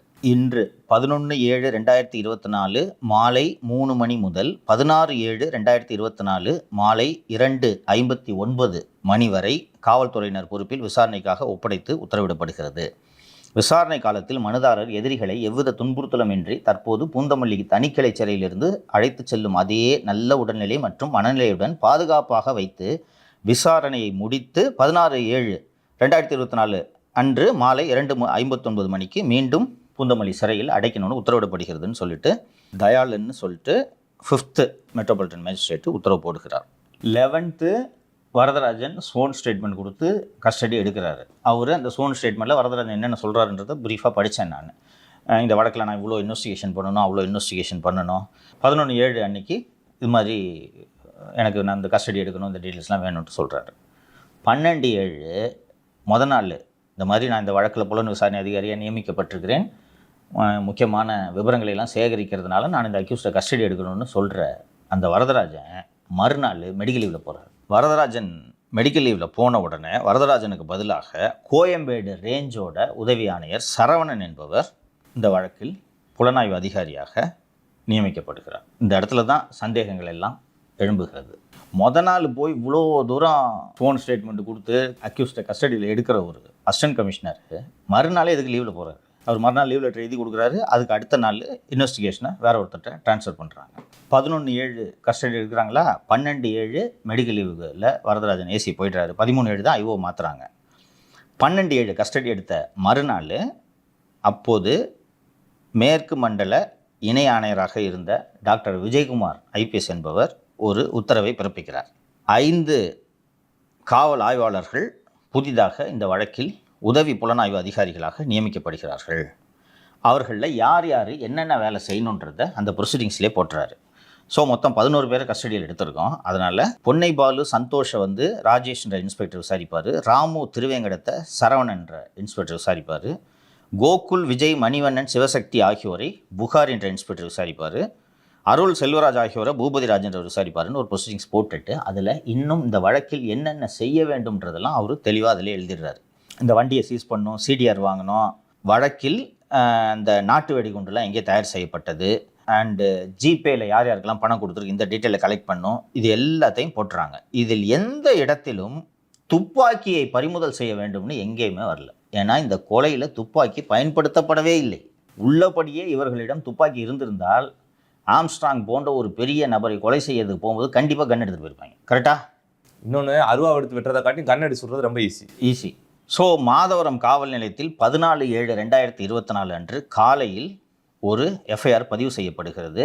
மாதவரம் ஸ்டேஷனில் ஃபைல் பண்ணுற எஃப்ஐஆரில் இன்றைக்கி இவ்வழக்கின் எதிரி திருவேங்கடம் என்பவரை விசாரணை செய்ய அவர் தானாக முன்வந்து அரசு சாட்சிகள் முன்னிலையில் கொடுத்த ஒப்புதல் வாக்குமூலத்தில் அவருடன் மற்ற எதிரிகளும் கூட்டாக சேர்ந்து சதித்திட்டம் தீட்டிய இடம் கொடுங்கியூர் அருகில் உள்ளதாகவும் அது ஒரு குடிபோதை மறுவாழ்வு மையம் என்றும் அந்த இடத்தில்தான் இவங்கெல்லாம் சேர்ந்து ஆம்ஸ்ட்ராங்கை கொலை பண்ண நாங்கள் சதித்திட்டம் தீட்டினோம். அங்கே வந்து நாங்கள் 1/4 கிலோ கஞ்சா வாங்கி கொடுத்ததாகவும் 1/4 கிலோவில் மீதி கஞ்சா அங்கே இருக்குது என்பதாகவும் அதை எடுத்து கொடுப்பதற்காக திருவேங்கடத்துக்கு கூட்டு போகிறாங்க. நல்லா நீங்கள் கவனிக்கணும், இந்த கம்ப்ளைண்ட்டில் அந்த கஞ்சாவை எடுத்து கொடுக்கறதுக்கு தான் போடுறாங்க. ஏற்கனவே இது வந்து இந்த எஃப்ஐஆர் டேட்டு 14னா 3 நாள் கஸ்டடி ஆயிடுச்சு, ஆம்ஸ்ட்ராங் கஸ்டடி எடுத்து, ரைட்டா? இதையும் ரவுடிகளுக்கு புரியும் மொழியில் நாங்கள் பேசுவோம்னு அருண் கொடுத்த ஸ்டேட்மெண்ட்டு அண்ட் வரதராஜன் மெடிக்கல் லீவில் போனது, இது எல்லாத்தையும் நீங்கள் ஒன்றா தான் சேர்த்து பார்க்க வேண்டும். டாடா சுமோ வண்டியில் திருவேங்கடத்தை ஏற்றிக்கொண்டு காலை 5:10 மணி அளவில் நாங்கள் எதிரியுடன் மாதவரம் ரெட்டேரி கரை ஓரம் வந்தபோது எதிரி தனக்கு அவசரமாக டாய்லெட் போக வேண்டும் என்று கூறினார். அதற்கு நான் மாதவரம் காவல் நிலையம் இருக்குது, அங்கே போய் டாய்லெட் போய்க்கலாம் என்று சொல்லும்போது நான் வண்டியிலே போயிடுவேன் என்று திருவேங்கடம் சொன்னார். அதனால் சிறிது தூரம் உள்ளே சென்று எதிரியை காவலர்கள் உதவியுடன் மலம் கழிக்க அனுமதித்து காவலர்களை சுற்றி பாதுகாப்புக்காக நிற்க வைத்தேன். அப்போது திருவேங்கடம் திடீரென்று எதிர்பாராத விதமாக காவலர்களை தள்ளி ஓடினார். துரத்தி கொண்டே பின்னாடி ஓடிய காவலர்கள் நாங்கள் எல்லாரும் ஓடினோம். நாங்கள் பின்தொடர்ந்து ஓடியும் வந்து அவர் தப்பிச்சு போயிட்டார். அதனால் திருவேங்கடத்தை கண்டுபிடித்து கொடுக்குமாறு கேட்டுக்கொள்கிறேன்னு இன்ஸ்பெக்டர் மாதவரம் ஸ்டேஷனில் போய் கம்ப்ளைண்ட் கொடுக்குறாரு. மாலதி கஸ்டடிக்கு போனதில்லை, உன்னை கூட்டு போயிருக்காங்க, நாங்கள் பல முறை கஸ்டடிக்கு அவுட் கோட் எடுத்தாங்களே போனாங்க. மாதிரி நிலைமையில இருந்தீங்க, நம்மளுக்கே ஸ்ட்ராங் கார்டு. யூரின் போறப்ப சார் இடுப்பு பிடிச்சிக்கிடுவாங்க சார், இப்படியே இடுப்பு பிடிச்சி கதவை திறந்துட்டு அப்படியே யூரின் போகணும். நார்மல். நான் ஓடக்கூடிய கைதில் நான் எங்கே ஓட முடியும் தப்பிச்சு? எங்கே போனாலும் டாய்லெட் திறந்து வச்சு தான் போகணும். ஹோட்டலில் தான் நிறுத்துவாங்க, ரோட்டில் எல்லாம் ஒன்றுக்கு போகுது என்னை அனுமதிச்சதே கிடையாது. இது என்ன கதை விட்றீங்க நீங்கள்? இது முடிஞ்சிருச்சு, ரைட்டுங்களா? இப்போது சுட்டு கொன்ன பிறகு புகாரி போய் கம்ப்ளைண்ட் கொடுக்குறாரு எப்படி அந்த தாக்குதல் நடந்ததுன்னு. இவர் டாக்டர் விஜயகுமார் வந்து என்ன இந்த மாதிரி திருவேங்கடம் தப்பிச்சு போயிட்டார், அதனால் போய் திருவேங்கடத்தை பிடிக்க மாதவரம் காவல் நிலையம் செல்லுமாறு உத்தரவிட்டார். அதனால் நான் 2 போலீஸை கூப்பிட்டுக்கிட்டு மாதவரம் சென்றேன். அங்கே ஆய்வாளர் சரவணன் அவர்களை சந்தித்தேன்.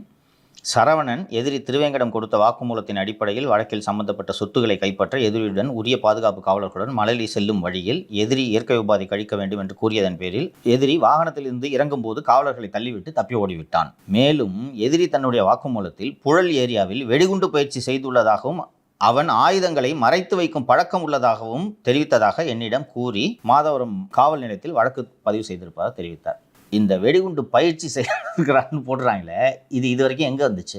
அவனை தப்பிக்க விட்ட சரவணன் கம்ப்ளைண்ட்டில் வரல, திருவேங்கடம் ஒப்புதல் வாக்குமூலத்தில் வரல, புதுசாக இன்ட்ரடியூஸ் பண்ணுறாங்க வெடிகுண்டு. அது பயிற்சி பண்ணதை வந்து அந்த இடத்துல தான் மறைச்சு வைக்கிற பழக்கம் இருக்கான். அப்போது சுமார் 7 மணி அளவில் புழல் காவல் நிலைய எல்லைக்குட்பட்ட வெஜிடேரியன் வில்லேஜ் என்ற இடத்தில் உள்ள காலி மைதானத்தில் இருக்கும் தகர கொட்டகையில் சிவப்பு நிற டிஷர்ட்டும் நீல நிற கட்டம் போட்ட லுங்கியும் அணிந்திருந்த நபர் ஓடி ஒளிவதை பார்த்து திருவேங்கடம் தான் என்று உறுதி செய்து கொண்டு கொட்டகையின் அருகே சென்று உடனே சரண்டராய்டு என்று கூறினேன். எதிரி உடனே எங்களை பார்த்து 2-3 கெட்ட வார்த்தை போட்டுக்குவாங்க, என்ன அதெல்லாம் போட்டுக்கிட்டு எங்களை நோக்கி துப்பாக்கியால் சுட்டான். அப்போது அந்த குண்டு அங்கிருந்த தகர கொட்டகை இரும்பில் பட்டு சத்தம் கேட்டது. சரியா சுட தெரியல, பயிற்சி எடுக்கல, அவன் தகர கொட்டகையில் சுட்டான். அப்போ அவ்வளோ நாள் வந்து பயிற்சி எடுத்தாரு. என்ன சார், நாமளே எந்த இடத்துல இருப்போமோ அந்த இடத்துல இருக்க மாட்டோம். கொலை பண்ணிட்டு போனவன் பிராக்டிஸ் எடுத்த இடத்துலயே இருந்திருக்கான் பாருங்க. அது குண்டு பயிற்சி எடுத்த இடத்துலயே போய் அங்க உள்ள துப்பாக்கி வச்சுக்கிட்டு இருந்திருக்கான். அதை அரெஸ்ட் பண்ணி தேடிட்டு இருக்காங்க எல்லாரும். அதனால அங்கே பயிற்சி எடுக்காரு மறுபடியும் போய். உடனே என்னுடைய தற்காப்பிற்காகவும் என்னுடன் வந்த காவலர்களின் தற்காப்பிற்காகவும் நான் வைத்திருந்த கைத்துப்பாக்கியால் 2 குண்டுகள் சுட்டேன். உடனே அவன் கீழே விழுந்து விட்டான். அவனை மருத்துவமனைக்கு கூட்டு போனோம், அவன் இறந்துட்டான். ஓகேவா? இவ்வளோதான். இதற்கு பிறகு சரியாக 3 மாதங்கள் கழித்து இந்த வழக்கில் முக்கிய பங்கு வகித்ததாக கருதப்படும் சிசிங் ராஜாவை என்கவுண்டரில் சொல்கிறாங்க. சார், திருவேங்கடம் காணாமல் போனதுக்கும் போலீஸ் அவரை பிடிக்கிறதுக்கும் எவ்வளோ நேரம் கேப் இருக்குது சார்? ஒரு 2 மணி நேரம். உடனே பிடிச்சிட்டாங்க. அவ்வளோ பெரிய ரவுடி வந்து பயிற்சி பண்ணிக்கிறப்ப இவங்க கரெக்டாக போய் கண்டுபிடிச்சு பிடிச்சிருவாங்க. தெரியுது, தப்பிச்சு போனால் பயிற்சி எடுக்கத்தான் போகிறான். கண்டிப்பாக அவன் ட்ரைனிங்க்கு தான் போகிறான். அதுவும் புகாரிக்கு தெரிஞ்சிருக்கு பயிற்சிக்கு தான் போகிறான் அப்படின்ட்டு. போய் பட்டுன்னு சுட்டுட்டாங்க. புகாரி ஹோட்டலில் சாப்பிட்டு இருக்கிற நேரத்தில் அவர் மண்டையில் தோண்டிருக்கு. சிசிங் ராஜா சுடப்பட்டது தான் மிகவும் சிறப்பு. நம்ம தோஸ்ததில் இருக்காரு. ஆந்திர பிரதேஷ் மாநிலம் கடப்பாவில் சி சிங் ராஜா பிடிபட்டு விடுகிறார். பிடிச்சது யார் தெரியுமா? இளங்கனி இன்ஸ்பெக்டர். ஓகேவா? அப்போது அந்த சி சிங் ராஜாவை பிடிச்சிடுறாங்க. நம்மளை எப்படி பிடிச்சிருக்காங்க, அதுலேருந்து ஓங்கோல்லேருந்து கூப்பிட்டு வந்தாங்கன்றது தெரியும். இதே மாதிரி இப்போ நம்ம சாதாரண ஆள், எனக்கே அங்கே போட்டான் அந்த புகாரி. அப்போ இந்த சி சிங் ராஜாவை பிடிச்சோன்னே, C Singh Raja A+ category rowdy. Okay, கடப்பாவில் பிடிச்சி நான் இந்த மாதிரி ஒரு துப்பாக்கியை மறைச்சி வச்சுருக்கேன்னு சொல்கிறாங்க. துப்பாக்கியை மறைச்சி வச்சுருக்கேன்னு எவ்வளோ கவனமாக எடுத்துகிட்டு போவாங்க. துப்பாக்கி மறைத்து வைத்திருந்த துப்பாக்கி எங்கப்பா எடுப்பா என்று சொல்லும்போது சி சிங் ராஜா ஒரு புதைச்சி வச்சிருந்த துப்பாக்கி எடுத்து இளங்கனியை நோக்கி சுட்டுருக்கிறார். இளங்கனி ஜெயிலுக்கு போகிறது கேஸில். ஸோ இவனுக்கும் ஒழுங்காக சுட தெரில. இவனை எங்கே சுட்டிருக்கானா? ஜீப்பில் சுட்டிருக்கான். இளங்கனி பார்த்து சுட்டக்கூடாது, சுடுன்னு அப்படி தானே சுடுனா சார். காக்க படம் அந்த மாதிரி படங்கள் எல்லாம் கூட நம்ம என்கவுண்டர் நடத்தி பார்த்துருக்கோம். ஃபேக் என்கவுண்டர்லாம் போலீஸுங்க கையில தானே சுடுவாங்க, விரல்ல சுடுவாங்க. அது மாதிரி இதில் யார் குண்டு வாங்குறதுக்கு ரெடியாக இருக்கிறது? சார் நானும் தான் சார். ஏன்னா எனக்கு ஒரு கரெக்டாக லாஸ்ட் ஒரு 5 வருஷம் நியூஸ் பேப்பர் படிக்கிறேன். ஒருத்தரை கூட துப்பாக்கி எடுத்து சுட முயற்சித்தாரு, குண்டே பட வேண்டிய சார் யார் மேலே. அதுவும் எல்லா கிரிமினலும் ஒன்று ஜீப்பில் சுடுவான், காரில் சுடுவான், செவுத்தில் சுடுவான், தகரக்கோட்டையில் சுடுவான், இல்லைன்னா வானத்தில் சுடுவான். ஒருத்தர் போலீஸ் வச்சுருவோம். சும்மா சுட சொல்றதுக்கே லீவ்ல போயிடுறாங்க. என்ன இதுல சூடெல்லாம் வேற வாங்கணும்னா ஐயோ போயாண்டு போயிடுவாங்க. ஸோ இப்போ இந்த 2 என்கவுண்டர்ஸ் நீங்கள் பார்த்தீங்கன்னா இது ரெண்டுமே மர்டர்ஸ், நாட் என்கவுண்டர்ஸ். இது ரெண்டுமே மர்டர்ஸ். இப்போது சிபிஐயோட ஸ்டைல் என்னென்னா, ஏன் இவங்க 2 பேரும் கொலை செய்யப்பட்டார்கள்? இதில் ப்ரொசீடிங்ஸ் போட்ட அத்தனை அதிகாரிகளையும் அழைத்து கேட்டால் யார் சொல்லி நீங்கள் இதை ப்ரொசீடிங்ஸை போட்டீங்க? வரதராஜனை கூப்பிட்டு நீ ஏன்ப்பா மெடிக்கல் லீவில் போனால் மொதல் நாள் இவ்வளோ லெங்க்த்தாக ஸ்வோன் ஸ்டேட்மெண்ட் கொடுக்குற, நான் இவ்வளோ விசாரிக்கணும் அவ்வளோ விசாரிக்கணுன்ட்டு எல்லாம் சொல்கிறேன், மறுநாளே எப்படி உனக்கு உடம்பு சரியில்லாமல் போகுது, என்ன கதை வந்து உண்மையை சொல்கிறியா, ஜெயிலுக்கு போறியான்னு கேட்டால் சொல்லிட்டு இளங்கலிங்க கூப்பிட்டு எங்கேயா சுட்டான் உடனே போய் கடப்பாவிலேருந்து கூட்டின்னு வந்துட்டு துப்பாக்கியை புதைச்சி வச்சுருக்கானே, அங்கே போய் மூஞ்சை காமிச்சிட்டா நிப்பண்ணே அவன் எடுத்து சுடுறது வரைக்கும் என்னையா போலீஸ் நீ என்ன ட்ரைனிங் எடுத்த என்று கேட்டால் அவர் ஒப்புதல் வாக்குமூலத்தை கொடுத்து விடுவார். இப்போ இந்த திருவங்கடெல்லாம் கொடுத்தாலும் ஒப்புதல் வாக்குமூலம் இது மாதிரி சிபிஐ எழுதுவாங்க. தானாக முன் வந்து எதிரி கொடுத்த ஒப்புதல் வாக்குமூலம்னு போடுவாங்க. நீயா தானாக முன் வந்து கொடுக்குறியா இல்லை கஸ்டடிக்கு போய் கொடுக்குறியா? புகார் அவர்களை பார்த்து கேட்பாங்க, எப்படி 2 மணி நேரத்தில் நீ பிடிச்ச அவ்வளோ பெரிய அக்யூஸ்ட? எல்லாம் சிட்டியே தேடிக்கிட்டு இருக்கு. இந்த கரெக்டாக இந்த புதரில் தான் தகரக்கோட்டைக்கு போய் அவன் ஒளிஞ்சிருக்கிறான்னு எப்படியா கண்டுபிடிச்ச? இந்தியா கட்டிக்கிட்டு ரெட் டிஷர்ட் போட்டு பிடிச்சிடலாம் மாலதி. இதெல்லாம் இப்போ உங்களுக்கு தகவல் வந்துச்சு, இந்த மாதிரி சிவப்பு நிற சட்டையும் லுங்கியும் அணிந்த ஒருவர் இங்கே சந்தேகத்திற்கிடமான வகையில் நடமாடி கொண்டிருக்கிறாருன்னு உங்களுக்கு தகவல் வந்துச்சுன்னு சொன்னீங்கல்ல, யார் தகவல் சொன்னது? யாராவது ஒருத்தர் நீங்கள் சொல்லணும்ல, யார் இருப்பா அப்படி? நீங்க தானே பிடிச்சி வச்சுக்கிட்டு இருக்கீங்க, அவன் யார் தகவல் சொல்ல போறா? அண்ட் நான் ஏற்கனவே சொன்னது மாதிரி இந்த பேலிஸ்டிக்ஸ், இந்த துப்பாக்கி குண்டு எப்படி போகுது என்னன்றது அந்த வெப்பன் இதெல்லாம் எடுத்தால் கண்டுபிடிச்சிருவாங்க. அண்ட் அந்த சம்பவ இடத்தில் அதிகாரிகள்லாம் இருக்காங்க அந்த என்கவுண்டர் இடத்துல. இவங்க சொல்கிறபடி காலைல 7 மணிக்கும் நம்ம என்கவுண்டர் நடக்குது, 6 மணிக்கு 7 மணிக்கும் நடக்குது, 4:30 5:30 மணிக்கு காண போகிறான், 7 மணிக்கு இவங்க பிடிச்சி என்கவுண்டர் பண்ணிடுறாங்க. 4 மணிலேருந்து இந்த அதிகாரிகளோட டவர் லொக்கேஷன் அங்கே தான் இருக்குது. அப்போ முன்னாடியே நீங்கள் அந்த தகரக்கோட்டையில் வெயிட் பண்ணிட்டு இருந்தீங்கன்னா இவன் எப்படி வந்து பயிற்சி எடுத்தான் உங்கள் முன்னாடியே? இன்னொரு முக்கியமான விஷயம், நார்மலாக ஒரு கைதி தப்பிச்சு போனான்னா கூட இருக்கிற போலீஸ் என்னப்பா பண்ணுவாங்க? சஸ்பெண்ட் பண்ணுவாங்களா மாட்டாங்களா? ஆமாம் சார், சஸ்பெண்ட் பண்ணுவாங்களா? இதில் இப்போ இந்த சரவணன் கோட்டை விட்டுருக்காருல, சஸ்பெண்ட் பண்ணிங்களா? பிடிச்சி சுடுறது வேற, அது பணியில் கவனக்குறைவு தானே. சரவணன் கூட 2 கான்ஸ்டபிள் போயிருக்காங்க. சோறு வாங்கி கொடுத்ததுக்கே நீங்கள் சஸ்பெண்ட் பண்ணி விடுவீங்க. இப்போ சஸ்பெண்ட் பண்ணல. இது போல் பல விஷயங்கள் வெளியே வரும்.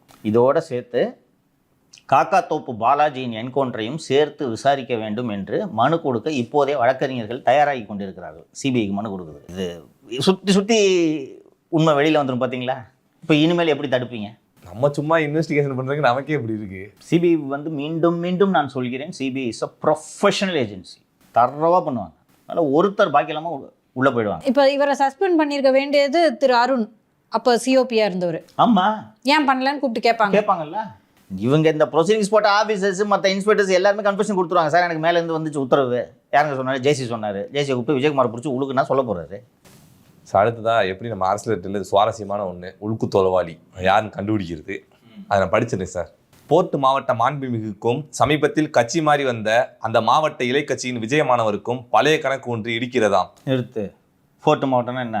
புதுக்கோட்டை. மாண்புமிகுவின் தந்தைக்கும் அந்த மாவட்ட இலை கட்சி விஜயமானவர் யாரு? நம்ம குட்கா விஜயபாஸ்கர் அவர்கள் சார். மாண்புமிகுவின் தந்தையும் ஒரு காலத்தில் இலை கட்சியில் இருந்தவர் தானாம். 10 ஆண்டுகளுக்கு முன்பு நடந்த கூட்டுறவு சங்க தேர்தலில் அப்போது பவரில் இருந்த விஜயமானவருக்கு கட்டுப்படாமல் தனியாக வேட்புமனு தாக்கல் செய்ய வந்தாராம். ஆனால் குறித்த நேரத்திற்குள் மனு தாக்கல் செய்ய விடாமல் விஜயமானவரின் விசுவாச வட்டம் அவருக்கு ஏகப்பட்ட குறுக்கீடுகள் செய்ததாம். இதில் ஏற்பட்ட மோதலில் பட்டியலினத்தைச் சேர்ந்த ஒருவரின் மனுவை கிழித்து போட்டதாக சொல்லி மாண்புமிகுவின் தந்தை மீது வழக்கு பதிவு செய்து அவரை உள்ளே தூக்கி வைத்துள்ளனர். அதிலிருந்து மீண்டு வந்த அவர் மீது இன்னும் சில வழக்குகளை போட்டு குண்டர் தடுப்பு சட்டத்தில் மீண்டும் உள்ளே தூக்கி வைத்திருக்கிறார்கள். இப்போது வரலாறு திரும்பி இருக்கிறது. அன்றைக்கு குண்டர் சட்டத்தில் உள்ளே தூக்கி வைக்கப்பட்டவரின் மாண்புமிகு மகனிடம் இப்போது மாப்பிள என்று மருகுகிறாராம் விஜயமானவர். ஆனால் பழசை மறக்காமல் மனதுக்குள் பிரேம் போட்டு வைத்திருக்கும் அந்த மாப்பிள்ளையோ வாடி வா என்று போட்டு பார்க்கிறாராம். தன்னோடு கட்சி தாவி வந்த சிலருக்கு பொறுப்பு போட வேண்டும் என்று விஜயமானவர் கேட்டதற்கு எதுவா இருந்தாலும் மேலே பேசிக்கங்க என்று கைவிரித்து விட்டாராம் மாண்புமிகு மாப்பிள்ளை. அதே போல அரசு வழக்கறிஞர் பொறுப்புக்கு விஜயமானவர் செய்த சில சிபாரிசுகளையும் கண்டு காணாமல் விட்டு விட்டாராம். இது யாரு அந்த மாஜின்றதெல்லாம் சொல்லிட்டோம். நம்ம 250 கோடி வாங்கிக்கிட்டு விஜய் நடித்ததை விட சிறப்பாக நடிச்சிருக்காரு அந்த கோட்டை மாண்புமிகு. நீ பார்க்கலையா இன்னைக்கு இந்த வீடியோவை? எங்க 250 கோடி? ஓ, விஜய் அவர்கள் ஓகே ஓகே வாங்கினது விஜய். அவரு கூட இவ்வளோ உருகி ஃபீலிங்ஸோட நடிக்கல. அடுத்து நடிப்பு அரக்கணம் அன்வி மைசு போட்டி அவராக படம் நல்லா இருந்தால் பாரு, பிடிக்கலன்னா ஏஞ்சுப்போ. அதுக்காக இப்படியே உட்காந்து ஒப்பாரி வச்சுக்கிட்டு இருக்கிறது. அதுவும் அந்த ஒப்பாரி வைக்கிறது வீடியோ எடுன்னு 2 பயலங்களை போட்டு ஐஃபோன் வாங்கி கொடுத்து பக்கத்தில் உட்கார வைக்கிறது. இல்ல விழுந்து அழுகிறாருன்னு படம் வேற நம்ம பார்க்கல. சோகமான படமா சார்? இவர் வேற குட்கா விஜயபாஸ்கர் கூட நெருக்கமா இருக்காருன்னு சொல்லிட்டு தகவல் போய் திடீர்னு அமைச்சரவை விட்டு தூக்கிட்டாங்கன்னா அதுக்குதான் இருக்கும் மாலதி. கரெக்டாக தம்பி கரெக்டாக சொல்கிறா. அப்படி இப்போ விஜயபாஸ்கருக்கு புரிஞ்சுக்கிட்டு இருப்பாரு நேரம், நம்மளோட பெரிய நடிகை பின்றாம்பா பாரு சைஸா. இப்போ நம்மளும் தான் போகிறோம். ஃபஸ்ட்டு சீட்டுக்கு முன்னாடி உட்கார்றதுக்குலாம் இடம் இருக்காது. அது மீறி இங்கே இந்த பக்கத்தில் உட்கார்றது மாதிரி ஒரு இடம்லாம் இருந்துச்சுன்னா கூட படம் பார்க்கும்போது யார் ஃபோனை வச்சுக்கிட்டு எடுத்திருப்பா. லைட்டிங் வேறு இருக்குது பார்த்தியா, கவனிச்சியா? தேர்ட் லைட்டில் ஆஃப் பண்ணி இதெல்லாம் இவங்களுக்கெல்லாம் இதெல்லாம் ஈஸியாக அம்பலப்பட்டு போய்டுன்றது கூட தெரியல பாரு. இதை பாலிமரில் சொல்லி இதை உருக்கமாக படம் பார்த்தார் என்று நீங்கள் போடுங்க. கட்சி பேர் எடுத்து தொடச்சுக்கிறாரு. ஆமா, தேம்பி அழுகிறாரு சார். பாசத்தை இப்படி விமர்சிக்கிறீங்களே, மனசாட்சி இருக்கா சார்? இதெல்லாம் போய் சினிமா பார்க்கறதோடு நிறுத்திக்கணும். ஏற்கனவே திமுக காரங்க கடும் விமர்சனம் பண்ணிட்டு இருக்காங்க. யாரோ ஒரு அமைச்சர் வந்து எனக்கு 3 மணி நேரம் லீவு கேட்டிருக்கேன். நம்ம இது டாஸ்மாக் துறை அமைச்சர் விக்னேஷ் அவர்கள் நான் 3 மணி நேரம் லீவு கேட்டிருக்கேன்னு சொன்னதே விமர்சனம் பண்ணிட்டு இருக்காங்க. எல்லாம் மந்திரி மாதிரியா நடந்துக்கிறாங்க, விமர்சனம் பண்ணிருக்காங்க. இதுல இந்த சீன் எல்லாம் போட்டுக்கிட்டு இருந்தா கொத்துக்கறி போட்டுருவாங்க எதிர்கட்சிக்காரங்க. அப்ப டிரான்ஸ்போர்ட் மினிஸ்டர் பார்த்திபன் சொல்லுது அவரும் தான் பாகு போட்டுட்டு இருக்காரு. அவர் ஒருபடி மேல போய் தீபாவளி பொங்கல் மாதிரி நாங்க பாக்குறோம் தன்னாயின் படம் ரிலீஸ் அப்படின்றாரு. பார்த்துட்டு வந்து ஒழுங்காக வேலை செஞ்சால் சந்தோஷம். ஒரு நாள் போய் படம் ஃபஸ்ட் டே போய் படம் பார்த்துட்டிங்களா, வந்து வேலை செய்யுங்க, அவ்வளோதான். ஏற்கனவே உள்ளே வந்த விஜயபாஸ்கர்கள், மரகதம், குமரவேல்களே வந்து நமக்கு பதவி கிடைக்குமா கிடைக்காதான்ட்டு காத்திருப்பில் இருக்காங்க. இந்த நேரத்தில் முன்னாள் முதலமைச்சர் திரு ஓபிஎஸ் அவர்களும் அவரது மகன் ரவீந்திரநாத் மற்றும் ஜெயபிரதீப் ஆகியோரும் தாவேகவில் இணைவதற்கு தீவிரமான முயற்சிகளை எடுத்துக்கொண்டிருக்கிறார்கள். ஒரு மின்சாரத்துறை அமைச்சர் நிர்மல்குமார் அந்த ஊருக்காரர் தான், உசிலம்பட்டி. அவருக்கு இவங்களோட வரலாறே தெரியும். இந்த குடும்பத்தோட வரலாறு நன்றாக தெரியும். அதிமுக இருந்தவர் அல்லவா, அதனால் இவங்க வரலாறு நன்றாக தெரியும். ஸோ அவர் விடமாட்டாரே, அவரை மீறிலாம் வந்துட முடியாது அப்படின்ட்டு விசாரித்தால் அவர்களுக்கே தெரியாமல் சென்னையில் தொடர்பு கொண்டு இணைவதற்கு கடும் முயற்சி எடுத்து வருகிறாராம். இவங்கெல்லாம் முன்னாள் அமைச்சர்கள் தான் உங்கள் கட்சியில் சேர்ந்துருக்காங்க. முன்னாள் முதலமைச்சர் உங்கள் கட்சியில் சேர்றது பெரிய பலம். சும்மா வரல, 2 குட்டியும் கூட்டிகிட்டு வரேன். சிங்க குட்டிங்க 2ம் பக்தி படமாக இருப்பார்கள். அங்கேருந்து டவுன் சவுத்து உங்களுக்கு பிரமாதமாக இருக்கும். இன்னொன்று டிவிக்கும் சவுத்தில் எல்லாம் பெரிய அளவில் பெர்ஃபார்ம் பண்ணலன்னு நினைக்கிறேன். நார்த்தில் நடந்த ஸ்வீப்பு சவுத்தில் நடக்கலை. நான் உங்களுக்கு பெரிய பலமாக இருப்பேன் என்று சொல்லியிருக்கிறார். இந்த நிகழ்ச்சியின் வாயிலாக நிர்மல்குமாருக்கு இந்த விவரத்தை தெரிவித்து விடுகிறேன். அவர் தேவையானவற்றை பார்த்துக்கொள்வார். நன்றி. இன்னொன்று சார், இந்த மாதிரி நாடே போர்க்களமாக இருக்குது, முதலமைச்சர் அவர்கள் போய் படம் பார்க்குறாருன்னு சொல்கிறாங்க. பட் இவங்க வந்து இந்த ஆம்ஸ்ட்ராங் கொலை வழக்கு சிபிஐக்கு கொடுக்கறதா இருக்கட்டும், அதுக்கப்புறம் இந்த கிட்னி அதெல்லாம் கூட விசாரிப்போம்னு சொல்லியிருக்காங்க சார். இப்போ இதை மாதிரி வேலைகளை பார்த்துட்டு முதலமைச்சர் அவர்கள் செஞ்சால் தொடர்ந்து அவருக்கு என்டர்டெயின்மெண்ட்டே பண்ணக்கூடாதுன்னு சொல்லக்கூடாதுல்ல. லுக் மாலதி, நேற்று ஒரு நாள் போய் இந்த சினிமாவை பார்த்ததுனால் என்ன அரசு பண்ணி நின்று விட்டது. இப்போ இவங்களுக்கு டிஃபெண்ட் பண்ணணுன்றதுக்காக பேசலை. இதற்கு முன்பு யாருமே இது போன்ற வேலைகளில் ஈடுபடாமல் இருந்து முதல் முறையாக இப்போது இருக்கக்கூடிய ஆட்சியாளர்கள் இதை செய்தால் விமர்சிக்கலாம். ராஜராஜ சோழனின் சதய விழா கொண்டாடுகிறேன் என்ற பேரில் 1000 பெண்களை பரதநாட்டியம் ஆட வைத்து ரசித்தவர் தான் கருணாநிதி. வாரம் வாரம் பாராட்டு விழா, பாச தலைவனுக்கு பாராட்டு விழா. அவர் இங்கே சேர்வா அவர்கள் ஏற்பாட்டில் குளத்தூரில் இவர் பார்த்து ரசிப்பார். நீங்கள் பண்ணலையா? மகன் நடிச்ச படத்துக்கு ரிவ்யூ போட்டுட்டு உட்காந்துருந்தீங்க. அப்போ உங்களுக்கெல்லாம் விமர்சனம் செய்ய என்ன தகுதி இருக்கிறது? அதான் சார் இப்போ இந்த கிட்னி விவகாரத்தை கையில் எடுத்திருக்காங்க சார். திரு அருண்ராஜ் அவர்கள் இந்த மாதிரி கிட்னி விவகாரத்தில் எஃப்ஐஆர் போடப்பட்டுள்ளது, தவறு செய்த டாக்டர்கள் ஒருவரையும் சும்மா விட மாட்டேன்னு சொல்லியிருக்காரு. நான் பல முறை இந்த நிகழ்ச்சியில் பேசியிருக்கேன்.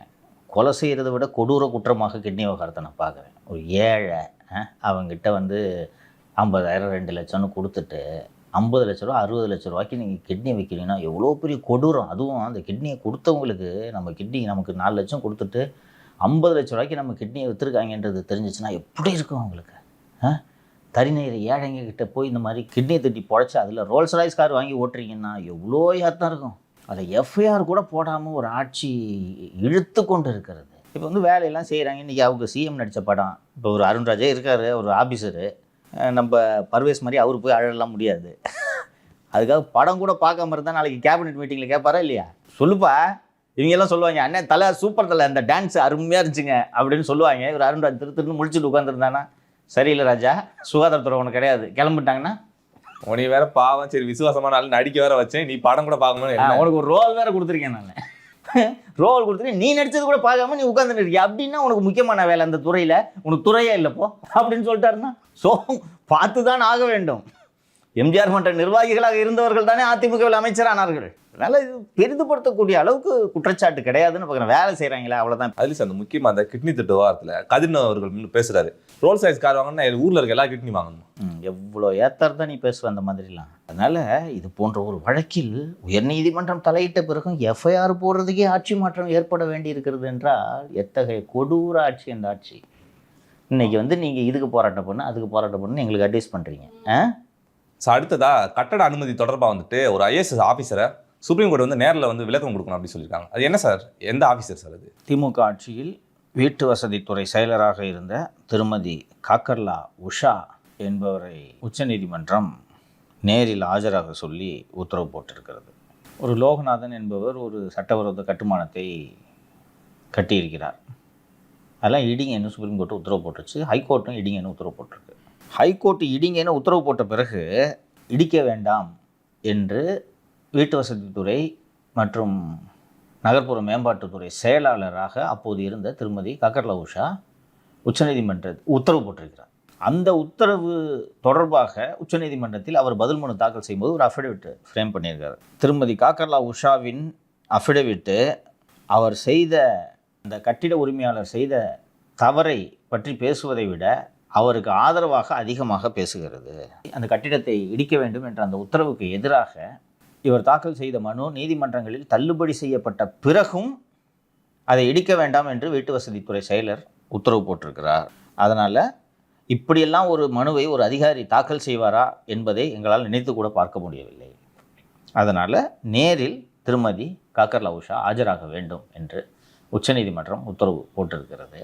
கடந்த காலங்களில் என்னென்னவெல்லாம் நடந்திருக்கிறது, அதிகாரிகள் என்னென்ன வேலையெல்லாம் செய்திருக்கிறார்கள் என்பதை முதல்வர் புரிந்து கொள்ள வேண்டும். முதல்வருக்கு இன்னொரு லீடும் கொடுத்துட்றேன்.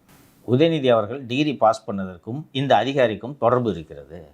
அன்பு தம்பி ரத்தீஷுக்கு பக்கத்து வீடு, அதனால பாடம் சொல்லி கொடுத்தாங்களா சார்?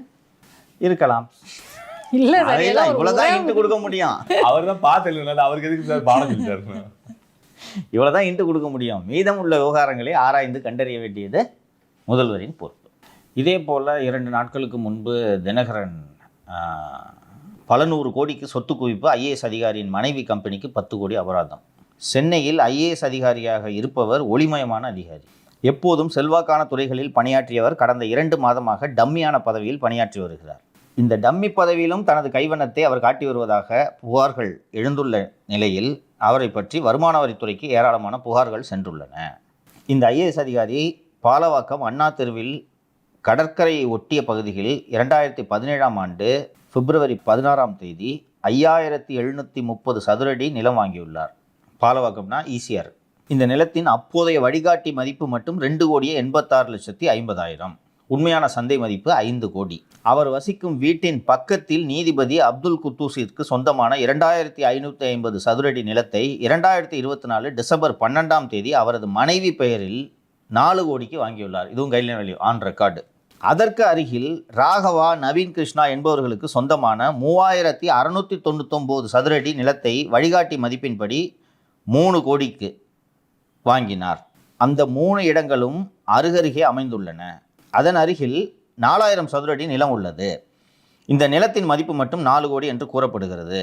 இந்த நிலத்தை அவரது தம்பி பிரதீப் பெயரில் வாங்கியுள்ளார். இந்த 4 இடத்திலும் தற்போது கட்டிடங்கள் உள்ளன. ஒரு இடத்தில் உயர் ரக கோழிகளையும் வான்கோழிகளையும் வளர்த்து வருகிறார். அவரது பெயர் மற்றும் மனைவியின் பெயரில் வாங்கிய இடத்தில் மட்டும் அவர் சொகுசு பங்களா கட்டியுள்ளார். ஓய்வு பெற்ற நீதிபதியிடமிருந்தும் வீடு மற்றும் இடத்தை வாங்கியுள்ளார். இந்த ஐஏஎஸ் அதிகாரியின் மனைவி சமிட் என்ற பெயரில் ஒரு தனியார் நிறுவனத்தை நடத்தி வருகிறார். இந்த நிறுவனத்திலிருந்து ஆண்டுக்கு 300 கோடிக்கு பண பரிவர்த்தனை நடைபெறுவதாக கணக்கு காட்டி வருகின்றனர். அதிலிருந்து ஒவ்வொரு ஆண்டும் சுமார் 30 கோடி ரூபாய்க்கு மேல் வருமானம் கிடைத்துள்ளதாக கணக்கு காட்டி இருக்கின்றனர். ஆனால் இந்த கம்பெனி எங்கு உள்ளது என்று பார்த்தால் ஐஏஎஸ் அதிகாரியின் வீட்டில் உள்ளேயே ஒரு அறையில் இந்த நிறுவனம் நடந்து வருகிறது. ஆண்டுக்கு 300 கோடிக்கு வர்த்தகம் நடைபெறும் கம்பெனியில் பல ஊழியர்கள் வேலை செய்திருக்க வேண்டும். இஎஸ்ஐ பிஎஃப் கட்டியிருக்க வேண்டும். ஆனால் அந்த நிறுவனத்தில் எந்த ஊழியர்களும் வேலை செய்வதாக கணக்கு வழக்குகளோ ஆவணங்களோ இல்லை. Shell company. ஊழியர்களே இல்லாமல் ஊழியர்களுக்கு ஒரு பைசா கூட சம்பளம் கொடுக்காமல் அப்படி என்னதான் வியாபாரம் செய்தார்கள் என்று பார்த்தால் ஐஏஎஸ் அதிகாரியின் மனைவி நடத்தும் கம்பெனியில் இருந்து அவரது தம்பி கம்பெனிக்கு வியாபாரம் செய்துள்ளனர். Family business. தம்பியின் நாதன் ஹோல்டிங்ஸ் என்ற கம்பெனிக்கு வியாபாரம் செய்துள்ளதாக கணக்கு காட்டப்பட்டுள்ளது. அந்த நிறுவனம் வெளிநாட்டுக்கு பொருட்களை ஏற்றுமதி செய்வதாகவும் கணக்கு காட்டியுள்ளனர். இதை தவிர அவரது மனைவியின் தம்பி ஈரோடு மாவட்டம் பெருந்துறையில் பல் மருத்துவமனை வைத்துள்ளார். ஆனால் பல் மருத்துவமனையை விட கந்து வட்டிக்கு தான் அதிகமாக கொடுத்துள்ளாராம் அந்த அதிகாரி. சொத்து ஆவணங்களை கொடுத்தால் 3% வட்டியும், சொத்து ஆவணங்களை கொடுக்காமல் கடன் வாங்கினால் 5% வட்டியும் விதிக்கப்படுகிறது. இதிலும் பணம் கொட்டுகிறது. பெருந்துறையில் பண்ணை வீடு, தோட்டம், தென்னந்தோப்பு மற்றும் சில நிறுவனங்கள் என பல கோடிக்கு சொத்துக்கள் வாங்கி குவித்துள்ளதாகவும் கூறப்படுகிறது. அந்த அதிகாரியின் மனைவியிடம் மட்டும் 300 கிலோவுக்கு தங்க நகைகள் இருப்பதாகவும் கூறப்படுகிறது. இது பற்றி தமிழக அரசுக்கும் புகார்கள் சென்றுள்ளதால் அவர் மீது விசாரணை நடத்தும்படி உளவுத்துறைக்கு உத்தரவிடப்பட்டுள்ளதாகவும் கூறப்படுகிறது. ஏற்கனவே ஒரு அதிகாரி அரசியல்வாதிகளுக்கெல்லாம் வட்டி விட்டுட்டு இருந்தான்னு சொன்னேன்ல, யார் அந்த அதிகாரி? ஒளிமயமான அதிகாரின்றது தெரியும். ஒளின்னா பிரகாசம், பிரகாஷ் ஐஏஎஸ் தான் இந்த அதிகாரி. அவரோட வீடு ஃபோட்டோவோட வந்துருக்குது. வீடு இருக்குது, கிரவுண்டு, இந்த பக்கத்து இருக்க கிரவுண்டு, இந்த பக்கத்து இருக்க கிரவுண்டு, எதிர்க்க இருக்க கிரவுண்டு, எல்லாத்தையும் வாங்கி அவர் கூப்பிட்டு சார் இங்கே ஒரு ரூம் சும்மா தான் இருக்குது, இந்த ரூமில் ஒரு 300 கோடி டேன் ஓவர்.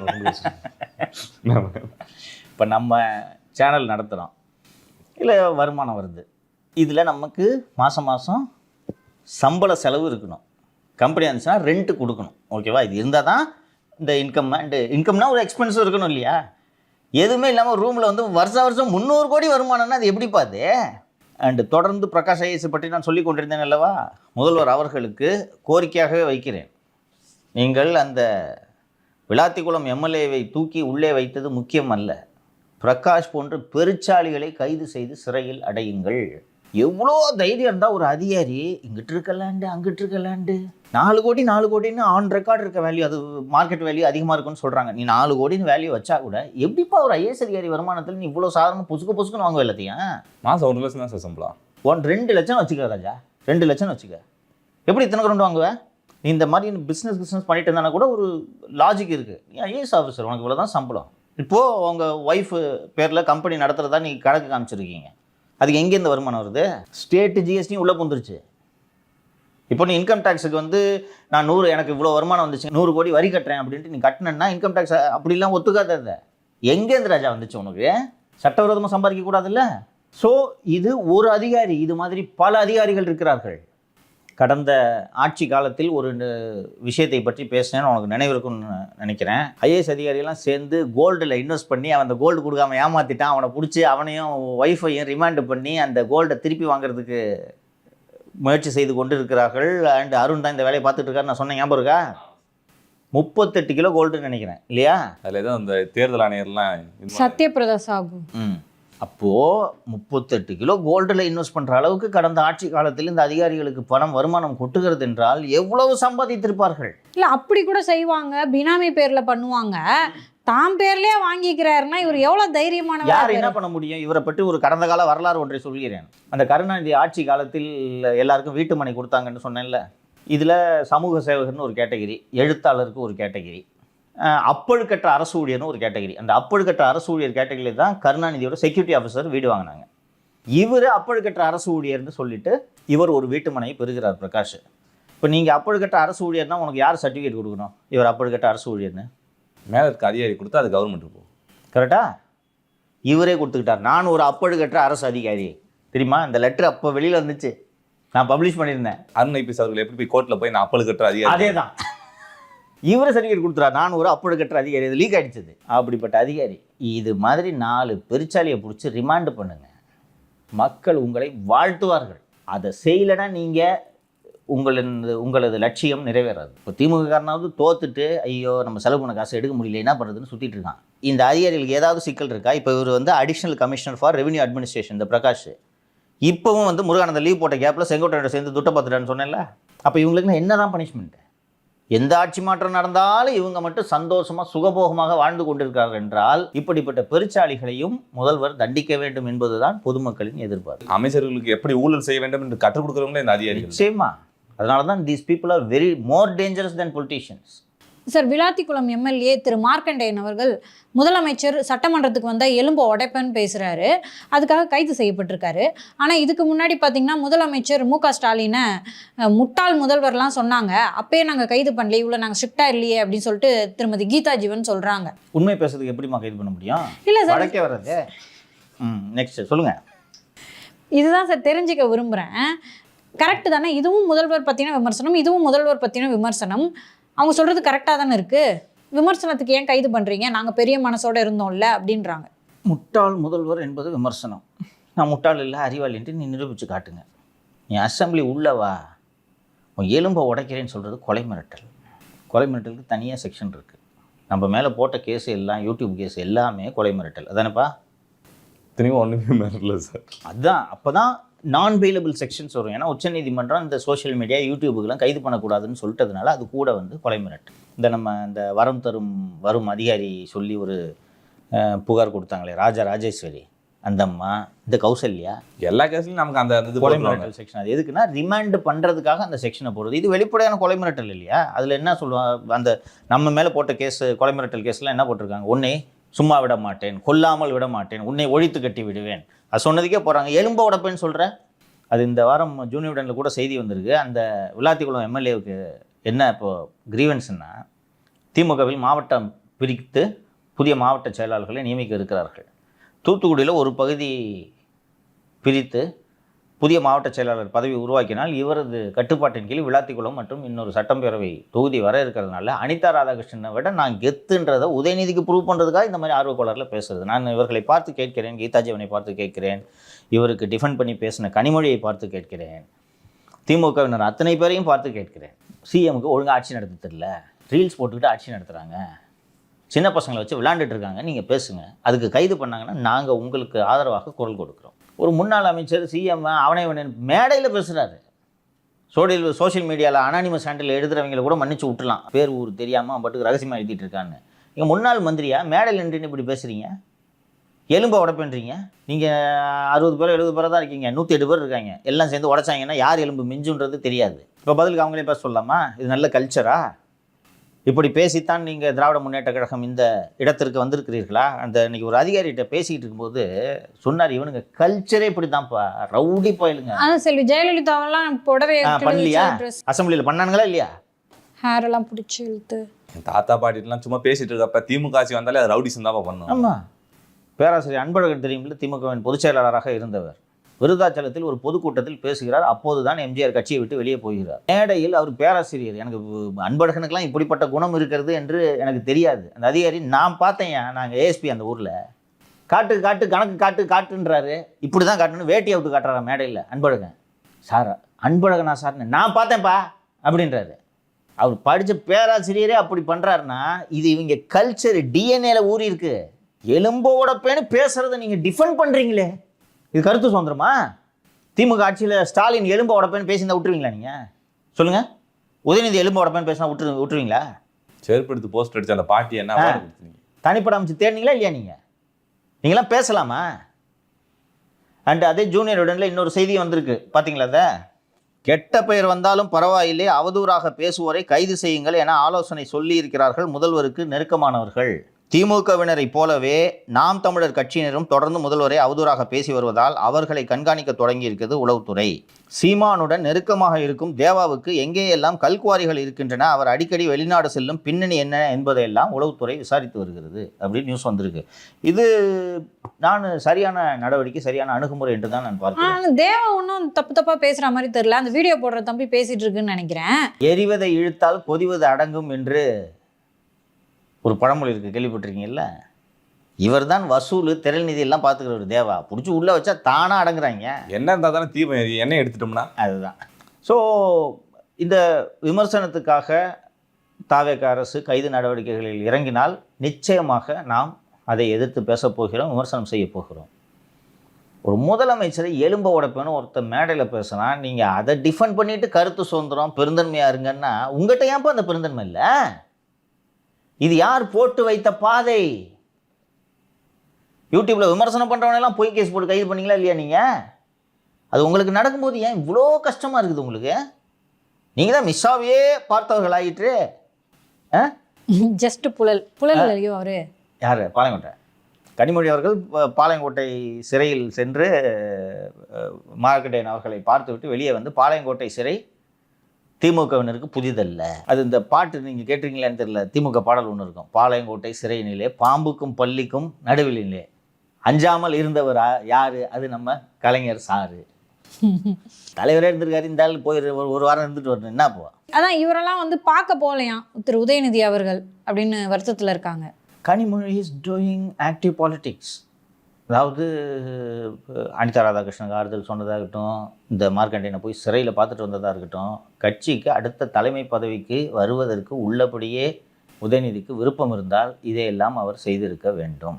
அப்போ தான் கட்சிக்காரன் சந்தோஷப்படுவான், பரவாயில்லையா கேள்விப்பட்டு நம்ம தலைவர் போய் டக்குன்னு பார்த்துட்டு வந்துட்டாருன்ட்டு. அப்போது தான் கட்சியினர் உங்கள் மீது ஆர்வமாக ஈர்ப்பாக உங்களை தலையில் தூக்கி வைத்து கொண்டாடுவார். ஏன் அவ்வளோ தூரம் போகணுமா? ஏதாவது சினிமா ஃபங்க்ஷனாக இருந்தால் சொல்லி போயிட்டு வரலாம் அப்படின்ட்டு தான் உதயநிதி மனநிலை இருக்கிறது. நான் தான் அன்றே சொன்னேன், உதயநிதி இருக்கும் வரை திமுகவின் எதிர்காலம் குறித்து எனக்கு எந்த கவலையும் இல்லை. அதே செய்தி சொல்லியிருக்காங்க சார். இன்னைக்கு இவங்க வந்து கண்டுக்கல, தலைமை எதுவுமே கண்டுக்கலன்னா நாளைக்கு எப்படி தான் அந்த அரசு எதிர்த்து நாங்கள் பேசுறது? அது ஆட்டோமேட்டிக்காக நடக்கும். சும்மா இவங்க நாங்கள் சிறைக்கு அஞ்ச மாட்டோம்லாம் சொல்லுவாங்க. இன்னொரு வாட்டி மார்க்கெட்டை வந்து பேச சொல்லு, இதே பேச்சு திருப்பி பேச சொல்லு, பார்ப்போம் பேசுகிறாரு பார்ப்போம். அப்போ எப்படி தான் அதை கண்ட்ரோல் பண்ணுறது சொல்லு? ஏன்னா இவங்க தலைவர் புத்தியே அப்படி இருக்குது. தேர்தல் பிரச்சார சமயத்தில் நீங்கள் எடப்பாடியை காலில் விழுந்தாருன்னு சொன்னீங்க. விடிகாத்தால் யார் காலை தேடி போனீர்கள் என்று அவர் பதிலுக்கு கேட்டார். என்னாச்சு? இன்ஸ்டாவில் விடிகாத்தால் 2 மணிக்கு ரீட்வீட் பண்ணுது. ஸோ இதையெல்லாம் டிஃபெண்ட் பண்ணிகிட்டு இருக்க முடியாது, ஓகேவா? இன்னொன்று, இந்த மாதிரி பேச்சுகளை டிஃபெண்ட் பண்ணுறதுக்கு வெக்கப்படணும் திமுககாரங்க. திமுகவில் ஒருத்தருக்குமே வெக்கம் இல்லைன்றது தெரியுதா? அவர் பேசுனது தப்புன்னு ஒரு வார்த்தை ஆட்டாது வருதா? பொறுத்து கொள்ளக்கூடாதா? கருத்து சுதந்திரம் இல்லையே, ஐயோஹோ இதில் இந்து நாளேடு இவ்வளோ பெரிய தலையங்கம், இப்படியெல்லாம் கைது செய்யக்கூடாது. அந்த இந்து குடும்பத்தின் போர்டு மெம்பர்களில் ஒருவர் சிஎம் பின்னாடியே ஃபோட்டோ எடுத்துகிட்டு சுற்றிட்டு இருந்தார். உங்கள் லட்சணம் தெரியாது?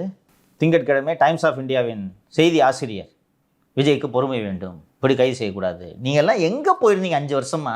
ஸோ முதல்வர் எடுத்திருக்கும் ஜூனியருடன் செய்தி உண்மையானால் முதல்வர் எடுத்திருக்கும் முடிவு சரியான முடிவு. கட்சிக்காரங்க தான் குய்யோ முறையோன்னு கத்திட்டு இருக்காங்க. இந்த விமர்சனங்களுக்கு, இந்த கைதுகள் குறித்து பொதுமக்கள் மத்தியில் எந்த விதமான எதிர்ப்பும் இல்லை. யாரை கைது பண்ணுறோங்கிறத பார்த்துக்கிட்டு தான் இருக்காங்க. மக்களுக்கு மத்தியில் வரவேற்பு தான் சார். வரவேற்பு இருக்குது, கரெக்டாக.